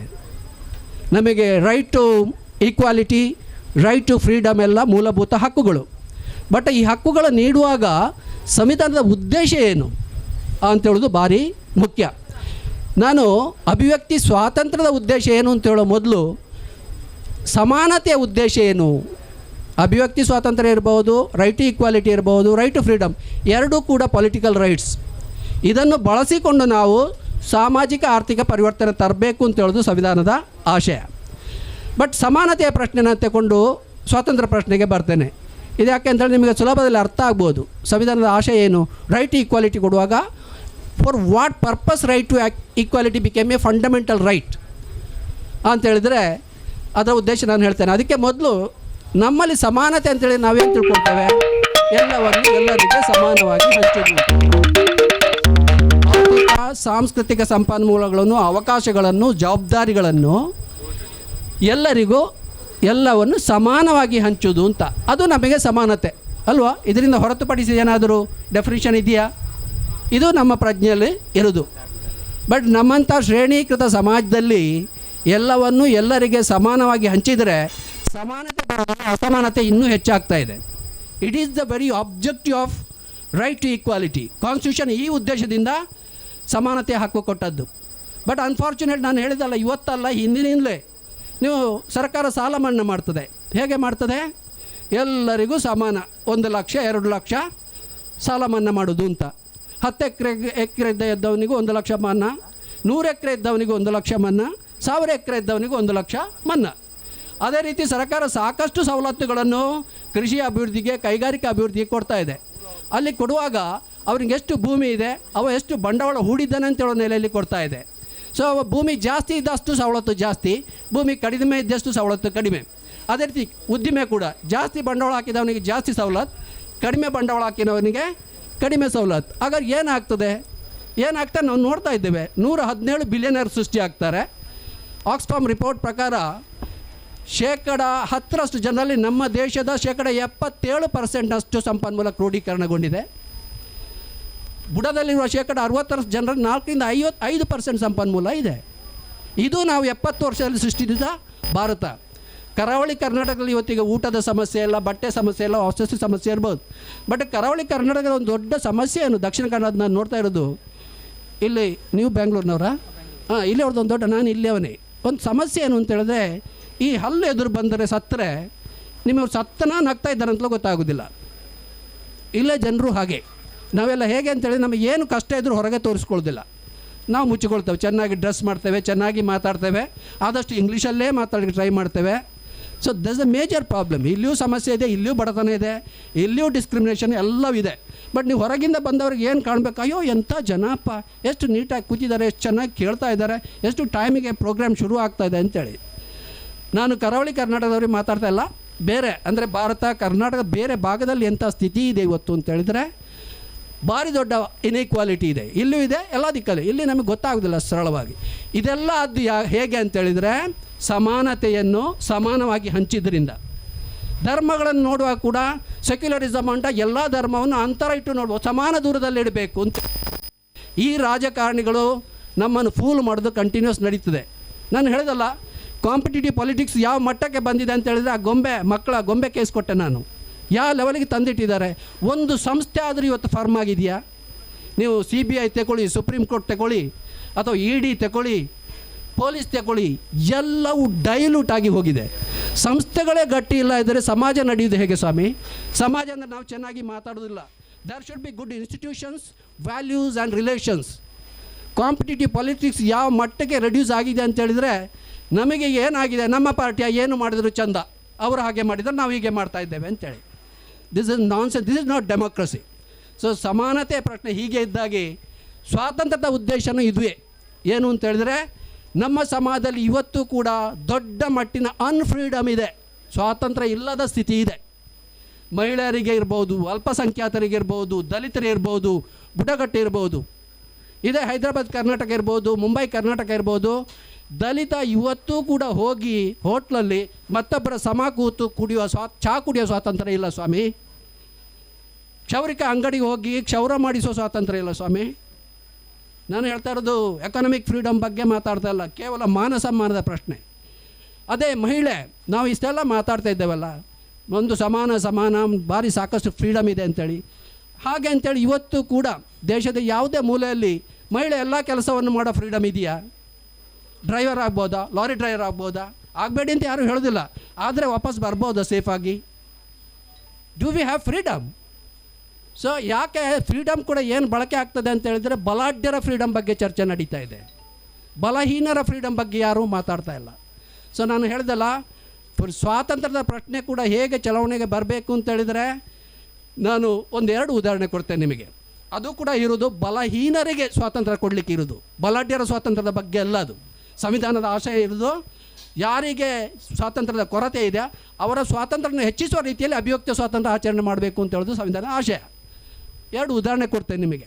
ಈಗಿದ್ದಲ್ಲ, 2013 ಇರಬೇಕು, ಸರಿ ನೆನಪಿಲ್ಲ ನನಗೆ. ಆಶೀಶ್ ನಂದಿ ಅಂತ ಹೇಳೊಬ್ಬ ಸೋಷಿಯಲ್ ಸೈಂಟಿಸ್ಟ್, ಅವರು ಯಾವುದೋ ಒಂದು ಸೆಮಿನಾರಲ್ಲಿ ಏನು ಒಂದು ಸ್ಟೇಟ್ಮೆಂಟ್ ಕೊಟ್ಟರು ಅಂತ ಹೇಳಿದರೆ, ದಲಿತರು, ಬುಡಕಟ್ಟು, OBCಗಳೆಲ್ಲ ಸ್ವಲ್ಪ ಮೇಲೆ ಬಂದಾಗೆ ಕರಪ್ಷನ್ ಜಾಸ್ತಿ ಆಗಿದೆ ಅಂತ ಒಂದು ಸ್ಟೇಟ್ಮೆಂಟ್ ಕೊಟ್ಟರು ಅವರು. ಅದರ ವಿರುದ್ಧ ದಲಿತರು, ಬುಡಕಟ್ಟು, OBCಗಳು ದೇಶವ್ಯಾಪ್ತಿ ಸ್ಟ್ರೈಕ್ ಮಾಡಿದರು. ಆಗ ಮೀಡಿಯಾದಲ್ಲಿ ಒಂದು ಚರ್ಚೆ ನಡೆಯಿತು. ಏನು ಚರ್ಚೆ ನಡೀತು ಅಂತ ಹೇಳಿದರೆ, ಅವರೊಬ್ಬ ಸೋಷಿಯಲ್ ಸೈಂಟಿಸ್ಟ್, ಅವರಿಗೇನು ಅಭಿವ್ಯಕ್ತಿ ಸ್ವಾತಂತ್ರ್ಯ ಇಲ್ವಾ?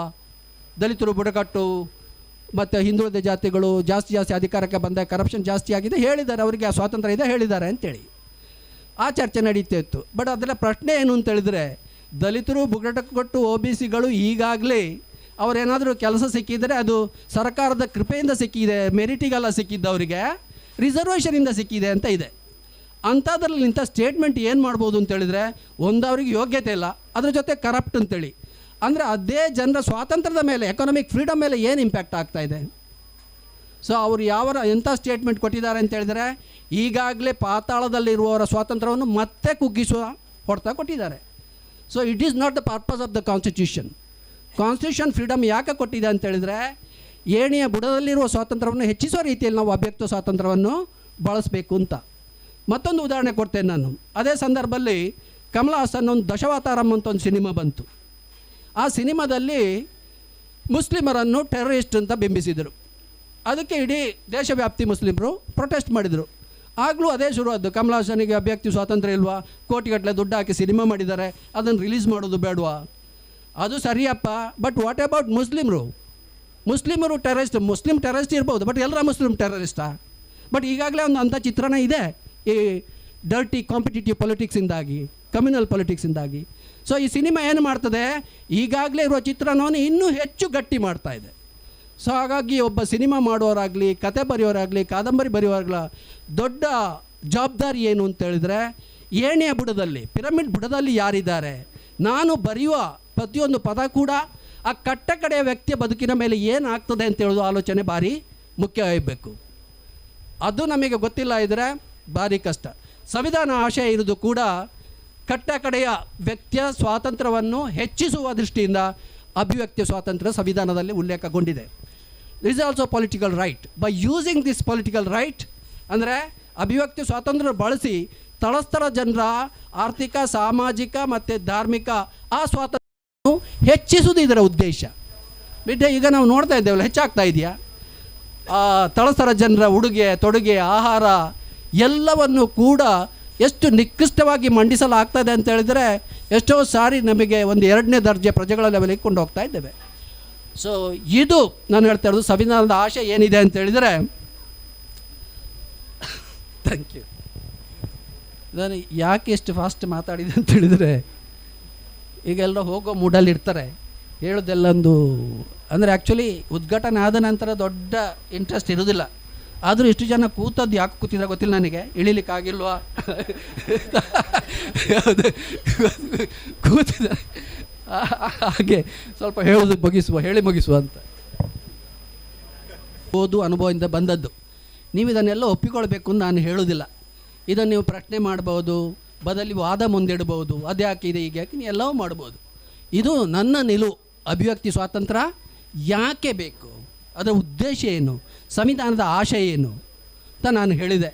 ಸಂವಿಧಾನದ ಆಶಯ ಇರೋದು ಯಾವನು ಉಳ್ಳವನ ಪರ ಅಭಿವ್ಯಕ್ತಿ ಸ್ವಾತಂತ್ರ್ಯ ವ್ಯಕ್ತಪಡಿಸಲಿಕ್ಕೆ ಅಲ್ಲ, ಇಲ್ಲದವನ ಪರ ನಿಂತು ನಾವು ಅವನ ವಿಚಾರಗಳನ್ನು, ಅವನ ನೋವುಗಳನ್ನು, ಅವನ ನೋಲಿಗಳನ್ನು ಜನರ ಮುಂದೆ ಇಡಲಿಕ್ಕಿರೋದು ಅಭಿವ್ಯಕ್ತ ಸ್ವಾತಂತ್ರ್ಯ ಅಂತ ಹೇಳೋದು.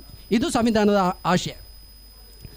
ಕೊನೆಯ ಪ್ರಶ್ನೆ ನಾನು ಹೇಳಿದಲ್ಲ, ನನ್ನ ಇಡೀ ಉದ್ದೇಶ ಇರೋದು ಈಗಾಗಲೇ ಇರುವುದನ್ನು ಅಂದರೆ ಯಾವುದೋ ರಿಪಬ್ಲಿಕ್ ಟಿವಿ ಜಡ್ಜ್ಮೆಂಟ್ ಆಗಿದೆ, ಹಿಂದೆ ಇದಾಗಿತ್ತು, ಅದು ಆ ರೀತಿಯ ಒಂದು ಚರ್ಚೆ ಮಾಡೋದು ನನ್ನ ಉದ್ದೇಶ ಅಲ್ಲ.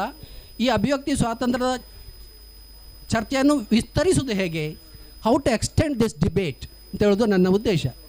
ಆ ದೃಷ್ಟಿಯಿಂದ ಮಾತಾಡಿದರೆ ಹೇಗೆ ವಿಸ್ತರಿಸಬಹುದು. ನಾನು ಸಂವಿಧಾನದ ಚರ್ಚೆಯನ್ನು ಮಾಡುವಾಗ ನಾನು ಹೇಳಿದೆ ಅಲ್ಲ, ಇಡೀ ಆಶಯ ಜನಸಾಮಾನ್ಯರ ಸ್ವಾತಂತ್ರ್ಯದ ಬಗ್ಗೆ ಇರಬೇಕು ಅಂತೇಳಿ. ಮಹಿಳೆ ಇರ್ಬೋದು, ದಲಿತರಿರ್ಬೋದು, ಬುಡಕಟ್ಟು ಇರ್ಬೋದು, ಅಲ್ಪಸಂಖ್ಯಾತರಿರ್ಬೋದು, ಇವರ ಸ್ವಾತಂತ್ರ್ಯವನ್ನು ಹೆಚ್ಚಿಸುವ ರೀತಿಯಲ್ಲಿ ಅಭಿವ್ಯಕ್ತಿ ಸ್ವಾತಂತ್ರ್ಯ ಬಳಕೆ ಆಗಬೇಕು.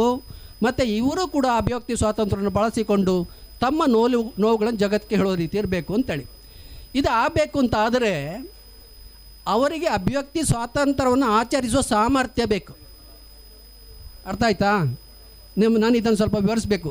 ಸಾಮರ್ಥ್ಯ ಅಂದರೆ ಏನು, ಅಭಿವ್ಯಕ್ತಿ ಸ್ವಾತಂತ್ರ್ಯವನ್ನು ಬಳಸೋ ಸಾಮರ್ಥ್ಯ ಅಂದರೆ ಏನು ಅಂತೇಳಿ ನಾನೊಂದು ಬೇರೆ ಉದಾಹರಣೆ ಕೊಟ್ಟು ಅಭಿವ್ಯಕ್ತಿ ಸ್ವಾತಂತ್ರ್ಯ ಬರ್ತೇನೆ. ಸಾಮರ್ಥ್ಯ ಅಂತ ಹೇಳಿದರೆ, ನಮ್ಮಲ್ಲಿ ಈಗ ಊರಿಗೆ ಒಂದು ದೊಡ್ಡ ಡ್ಯಾಮ್ ಕಟ್ಟಿ ನೀರಾವರಿ ಬಂದಿದೆ. ನೀರಾವರಿ ಬಂದರೆ ಅದನ್ನು ಬಳಸಬೇಕಾದ್ರೆ ನಿಮಗೆ ಭೂಮಿ ಬೇಕಲ್ವಾ? ಭೂಮಿ ಇಲ್ಲ ಇದ್ದರೆ ನಿಮಗೆ ನೀರಾವರಿ ಬಳಸಲಿಕ್ಕೆ ಹೆಚ್ಚು ಕುಡಿಲಿಕ್ಕೆ ಬಳಸ್ಬೋದು, ಕೃಷಿಗೆ ಬಳಸಲಿಕ್ಕೆ ಸಾಧ್ಯ ಇಲ್ಲ. ಸೊ ಹಾಗಾಗಿ ನೀರಾವರಿ ಬಳಸಬೇಕಾದ್ರೆ ನಿಮಗೆ ಸಾಮರ್ಥ್ಯ ಬೇಕು. ಫೀಸ್ ಕಲೆಕ್ಟ್ ಮಾಡಿದ್ದಾರೆ, ಮಕ್ಕಳಿಗೆ ಒಂದು ಪಾಠ ಮಾಡಿದರೆ ಏನಪ್ಪ, ಆದ್ದರಿಂದ ಆನ್ಲೈನ್ ಕ್ಲಾಸ್ ಬೇಕು ಅಂತೇಳಿ. ಎಷ್ಟೋ ಸಾರಿ ನಮ್ಮ ಬಲಾಢ್ಯರಿಗೆ ಏನು ಅನ್ನಿಸ್ತದ, ಸರ್ಕಾರಕ್ಕೂ ಅದೇ ಅನ್ನಿಸ್ತದೆ, ಮತ್ತು ಸರಿ ಅಂತಲೂ ಆಗ್ತದೆ. ಒಂದು ಕಮಿಟಿ ಮಾಡಿದರು ಆನ್ಲೈನ್ ಕ್ಲಾಸ್ ಮಾಡೋದು ಅಂತೇಳಿ. ಆನ್ಲೈನ್ ಕ್ಲಾಸ್ ಮಾಡಿದ್ದನ್ನು ಅದನ್ನು ಜೀರ್ಣಿಸಿಕೊಳ್ಬೇಕಾದ್ರೆ ಒಂದು ಸ್ಮಾರ್ಟ್ಫೋನ್ ಬೇಕು ಮಿನಿಮಮ್, ಅಥವಾ ಲ್ಯಾಪ್ಟಾಪ್ ಬೇಕು, ಅದಿಲ್ಲ ಅದರ ಜೊತೆಗೆ ಇಂಟರ್ನೆಟ್ ಬೇಕು, ಅದರ ಜೊತೆಗೆ ಪವರ್ ಸಪ್ಲೈ ಬೇಕು. 3 ಇಲ್ಲದಿದ್ದರೆ ನಿಮಗೆ ಆನ್ಲೈನ್ ಕ್ಲಾಸ್ ಬಳಸಲಿಕ್ಕೆ ಆಗ್ತದ? ಸೊ ಇದಕ್ಕೆ ಹೇಳ್ತಾ ಇರೋದು ಸಾಮರ್ಥ್ಯ ಅಂತೇಳಿ. ನೀವು ಯಾವುದೇ ಸರ್ಕಾರ ಏನೇ ಯೋಜನೆ ಮಾಡಲಿ ಅದನ್ನು ಫಸ್ಟಿಗೆ ಮಾಡಬೇಕಾದ್ದೇ ನೀರಾವರಿ ಮಾಡೋ ಮೊದಲು ಎಲ್ಲರಲ್ಲಿ ಭೂಮಿ ಇದೆಯಾ ಅಂತ ನೋಡಬೇಕು. ಊರಿಗೊಂದು ದೊಡ್ಡ ಚತುಷ್ಪಥ ರಸ್ತೆ ಮಾಡೋ ಬದಲು ಕನಿಷ್ಠ ಆ ರಸ್ತೆಯಲ್ಲಿ ಈ ಬಡ ಜನರು ಎಷ್ಟು ಲಾಭ ಪಡಿಬೋದು ಅಂತ ಆಲೋಚನೆ ಮಾಡಬೇಕು. ಅದೇನು ಮಾಡೋದಿಲ್ಲ ನಮ್ಮಲ್ಲಿ. ರಸ್ತೆ ಮಾಡ್ತೇವೆ, ಡ್ಯಾಮ್ ಕಟ್ತೇವೆ, ಏನೆಲ್ಲ ಬರ್ತಾ ಇದೆ, ಬಟ್ ಅದೆಷ್ಟು ಬಂದರೂ ನಾಯಿ ಮೊಲೆಯಲ್ಲಿ ಹಾಲಿದ್ದಾಗೆ ಬಡವರಿಗೆ ಅದನ್ನು ಬಳಸ್ಕೊಳ್ಳೋ ಸಾಮರ್ಥ್ಯ ಇದೆ ಇವರಿಗೆ. ಸೊ ಅದೇ ರೀತಿ ಅಭಿವ್ಯಕ್ತಿ ಸ್ವಾತಂತ್ರ್ಯವನ್ನು ಬಳಸ್ಕೊಳ್ಳಿಕ್ಕೂ ಸಾಮರ್ಥ್ಯ ಬೇಕು. ಏನು ಸಾಮರ್ಥ್ಯ ಬೇಕು ಅಂತೇಳಿದರೆ, ಫಸ್ಟ್ ಸಾಮರ್ಥ್ಯ ನಮಗೆ ಬೇಕಾದ್ದು ಒಂದು ಕ್ರಿಟಿಕಲ್ ಬೆಂಟ್ ಆಫ್ ಮೈಂಡ್, ವಿಮರ್ಶಾತ್ಮಕ ದೃಷ್ಟಿಕೋನ. ಇದನ್ನು ಯಾರು ಕೊಡಬೇಕು ನಮಗೆ? ಮನೆಯಲ್ಲಿ ಸಿಗೋದು ಕಷ್ಟ. ಯಾಕೆ ಕಷ್ಟ ಅಂತೇಳಿದರೆ, ಪ್ರತಿ ಕುಟುಂಬದಲ್ಲಿ ಕೂಡ ಹಿರಿಯ ಕಿರಿಯ ಮಕ್ಕಳು ತಂದೆ ಅಂತ ನಮ್ಮ ಇಡೀ ಕಲ್ಚರೇ ಹೇಗಿದೆ ಅಂತ ಹೇಳಿದರೆ, ಮಕ್ಕಳು ಪ್ರಶ್ನೆ ಮಾಡಬಾರ್ದು ಅಪ್ಪ ಏನೇ ತಪ್ಪು ಮಾಡಿದರು. ಸೊ ಅಲ್ಲಿ ನಮಗೆ ಒಂದು ದೊಡ್ಡ ಕ್ರಿಟಿಕಲ್ ಪರ್ಸ್ಪೆಕ್ಟಿವ್ ಬರೋದಿಲ್ಲ. ಕ್ರಿಟಿಕಲ್ ಪರ್ಸ್ಪೆಕ್ಟಿವ್ ಕ್ವಶನ್ ಮಾಡೋ ಒಂದು ಚಟ, ಅದ್ಯಾಕೆ ಹಾಗೆ, ಇದ್ಯಾಕೆ ಹೀಗೆ, ಅವರ್ಯಾಕೆ ಅಲ್ಲಿ, ಇವ್ರ್ಯಾಕೆ ಇಲ್ಲಿ, ನಮ್ಮಲ್ಲಿ ಇಷ್ಟು ಬುದ್ಧಿವಂತರ ನಾಡಲ್ಲಿ ಇಷ್ಟು ಕೋಮುವಾದ ಯಾಕೆ, ಇಂಥ ಪ್ರಶ್ನೆಗಳೆಲ್ಲ ಹುಟ್ಟಬೇಕು ನಮಗೆ. ಇದು ಎಲ್ಲಿಂದ ಹುಟ್ಟಬೇಕು ಅಂತೇಳಿದರೆ ಶಾಲೆಯಲ್ಲಿ ಹುಟ್ಟಬೇಕು. ಅಲ್ವಾ? ಎಜುಕೇಷನ್. ಬಟ್ ಎಜುಕೇಷನ್ ನೀವು ನೋಡ್ತಾ ಇದ್ದೀರಲ್ಲ, ಎಜುಕೇಷನ್ ಯಾವ ರೀತಿ ಆಗಿದೆ ಅಂತೇಳಿದ್ರೆ ಅದರ ಇಡೀ ಎಂಪಸಿಸೇ ಸ್ಕಿಲ್ ಕೊಡೋದು. ಡಾಕ್ಟ್ರ್ ಮಾಡೋದು, ಎಂಜಿನಿಯರ್ ಮಾಡೋದು, ಅಕೌಂಟೆಂಟ್ ಮಾಡೋದು, ಕಂಪ್ಯೂಟರ್ ಸೈನ್ಸ್ ಮಾಡೋದು. ಮನುಷ್ಯ ಮಾಡೋ ಎಜುಕೇಷನ್ ಎಲ್ಲ ನೋಡಿದ್ರೆ ನೀವು? Have you seen? ಅಂದರೆ ನಮ್ಮಲ್ಲಿ ಇಡೀ ಸ್ಕಿಲ್ ಓರಿಯೆಂಟೆಡ್ ಬಿಟ್ಟರೆ ವ್ಯಾಲ್ಯೂ ಓರಿಯೆಂಟೇಷನ್ ಇಲ್ಲ. ಕ್ರಿಟಿಕಲ್ ಬೆಂಟ್ ಆಫ್ ಮೈಂಡ್ ಅಂತೂ ಅಲ್ಲಿ ಏನೂ ಸಿಗೋದಿಲ್ಲ. ಎಷ್ಟು ಜನ ಓದ್ತಾರ ಅಷ್ಟು. ನನಗೆ ಎಷ್ಟೋ ಸಾರಿ ನಮ್ಮ ಶಾಲಾ ಕಾಲೇಜು ಯೂನಿವರ್ಸಿಟಿಗಳಿಗೂ ಈ ಮಠಗಳಿಗೂ ವಿಶೇಷ ವ್ಯತ್ಯಾಸನೇ ಕಾಣೋದಿಲ್ಲ. ಮಠಗಳಲ್ಲಿ ಸ್ವಾಮೀಜಿಗಳು ಪ್ರವಚನ ಮಾಡ್ತಾರೆ, ಶಾಲಾ ಕಾಲೇಜುಗಳಲ್ಲಿ ಮೇಷ್ಟ್ಗಳು ಪ್ರವಚನ ಮಾಡ್ತಾರೆ ಅಷ್ಟೇ. ಎರಡನೇ ಸಾಮರ್ಥ್ಯ ಏನು ಅಂತ ಹೇಳಿದ್ರೆ ಸಾಂಸ್ಥಿಕ ಸಾಮರ್ಥ್ಯಗಳು ಬೇಕಾಗ್ತದೆ. ನೀವೇನೋ ಪ್ರಶ್ನೆ ಕೇಳಿದ್ದೀರಿ, ಒಂದು ಕಥೆನ, ಒಂದು ಕಾದಂಬರಿ ಬರೆದಿದ್ದೀರಿ, ಒಂದು ರಿಪೋರ್ಟ್ ಬರೆದಿದ್ದಾರೆ, ನಾಳೆ ಅದರ ಬಗ್ಗೆ ವಿರುದ್ಧ ಒಂದು ದೊಡ್ಡ ಪ್ರತಿಭಟನೆ, ದೊಡ್ಡದಲ್ಲ, ಒಂದು 10-20 ಜನ ಸೇರಿ ಪ್ರತಿಭಟನೆ ಮಾಡ್ತಾರೆ ಅಂತ ತಿಳ್ಕೊಳ್ಳೋ. ಸೊ ನೀವು ಕೋರ್ಟಿಗೆ ಹೋಗ್ತದೆ, ಕೋರ್ಟ್ ಕೂಡ ಹೇಳ್ತದೆ ಅದು ಸರಿ ಇದೆ, ಅವ್ರದ್ದೇನಲ್ಲಿ ತಪ್ಪಿಲ್ಲ, ಯಾವ ಕೋಮು ಭಾವನೆಗೂ ಧಕ್ಕೆ ಆಗಿಲ್ಲ, ಮತ್ತು ಅದೇನು ಯಾವುದ ಸರ್ಕಾರದ ವಿರುದ್ಧ ದಂಗೆ ಹೇಳುವಂಥದ್ದಲ್ಲ, ಇರಲಿಲ್ಲ. ಬಟ್ ಈ ಕೆನಾಟ್ ಲೀವ್. ದೇಶ ಬಿಟ್ಟು ಹೋಗೋ ಸ್ಥಿತಿ ಬಂತು ಅವರಿಗೆ. ಯಾಕೆ ಬಂತು ಅಂತ ಹೇಳಿದ್ರೆ ಎಲ್ಲ ದಿಕ್ಕಲ್ಲಿ ಪ್ರತಿಭಟನೆ, ಎಲ್ಲ ದಿಕ್ಕಲ್ಲಿ ಕೇಸು. ಇದೇ ರೀತಿ ಪೊಲೀಸ್ ಥರ ನಿಮಗೆ ಅಭಿವೃದ್ಧಿ ಸ್ವಾತಂತ್ರ್ಯವನ್ನು ಆಚರಿಸಬೇಕು ಅಂತ ಹೇಳಿದರೆ ಜುಡಿಷಿಯರಿ ಕೂಡ ಪ್ರೋಆ್ಯಕ್ಟಿವ್ ಆಗಿರಬೇಕು. ಜುಡಿಷಿಯರಿ, ಈಗ ನಾನೇನೋ ಸಣ್ಣ ಲೇಖನ ಬರಿತೇವೆ, ಅದರ ಮಧ್ಯೆ ಯಾರಾದರೂ FIR ಹಾಕಿ ಕೇಸ್ ಹಾಕಿದರೆ ಜುಡಿಷಿಯರಿ ಎಷ್ಟು ಸ್ಟ್ರಾಂಗ್ ಆಗಬೇಕು ಅಂತೇಳಿ ಏನು ಅಂತ ಸಣ್ಣ ಪುಟ್ಟ ಕೇಸ್ ಹಾಕಿದವನಿಗೆ ಉಗಿಬೇಕು. ಅದಲ್ಲ, ಅದನ್ನು ಕೇಸ್ ಎತ್ತಿಕೊಂಡು ತಿಂಗಳಾನುಗಟ್ಟಲೆ ನಿಮ್ಮನ್ನು ಕೋರ್ಟ್ ಅಲದಾಡಿಸಿದರೆ ಯಾರು ಅಭಿವ್ಯಕ್ತಿ ಸ್ವಾತಂತ್ರ್ಯ ವ್ಯಕ್ತಪಡಿಸಲು ಸಾಧ್ಯ ಆಗ್ತದೆ? So failure of judiciary, failure of police system, ಇದು ಅಭಿವ್ಯಕ್ತಿ ಸ್ವಾತಂತ್ರ್ಯ ಎಕ್ಸ್ಪ್ರೆಸ್ ಮಾಡಲಿಕ್ಕೆ ದೊಡ್ಡ ಅಡ್ಡಿ ಆತಂಕಗಳು ಆಗಿವೆ. ನೀವು ದೊಡ್ಡ national level journalist, national level TV ನಡೆಸಿದರೆ ಏನು ಸಮಸ್ಯೆ ಆಗೋದಿಲ್ಲ ನಿಮಗೆ. ನಾನು ಹೇಳ್ತಾ ಇದ್ದೆ ಯಾವುದೋ ಸಣ್ಣ ಊರಲ್ಲಿ ನಡೆಸಿದರೆ ಏನಾಗ್ತಾ ಇದೆ. ನಮಗೆ ಇವತ್ತು ಬೇಕಾದ ಅಭಿವ್ಯಕ್ತಿ ಸ್ವಾತಂತ್ರ್ಯ ಗಣ್ಯರ ಅಭಿವ್ಯಕ್ತಿ ಸ್ವಾತಂತ್ರ್ಯ ಬಗ್ಗೆ ಅಲ್ಲ, ಜನಸಾಮಾನ್ಯರ ಅಭಿವ್ಯಕ್ತಿ ಸ್ವಾತಂತ್ರ್ಯ ಬಗ್ಗೆ ನಾವು ಮಾತಾಡ್ತಾ ಇರೋದು.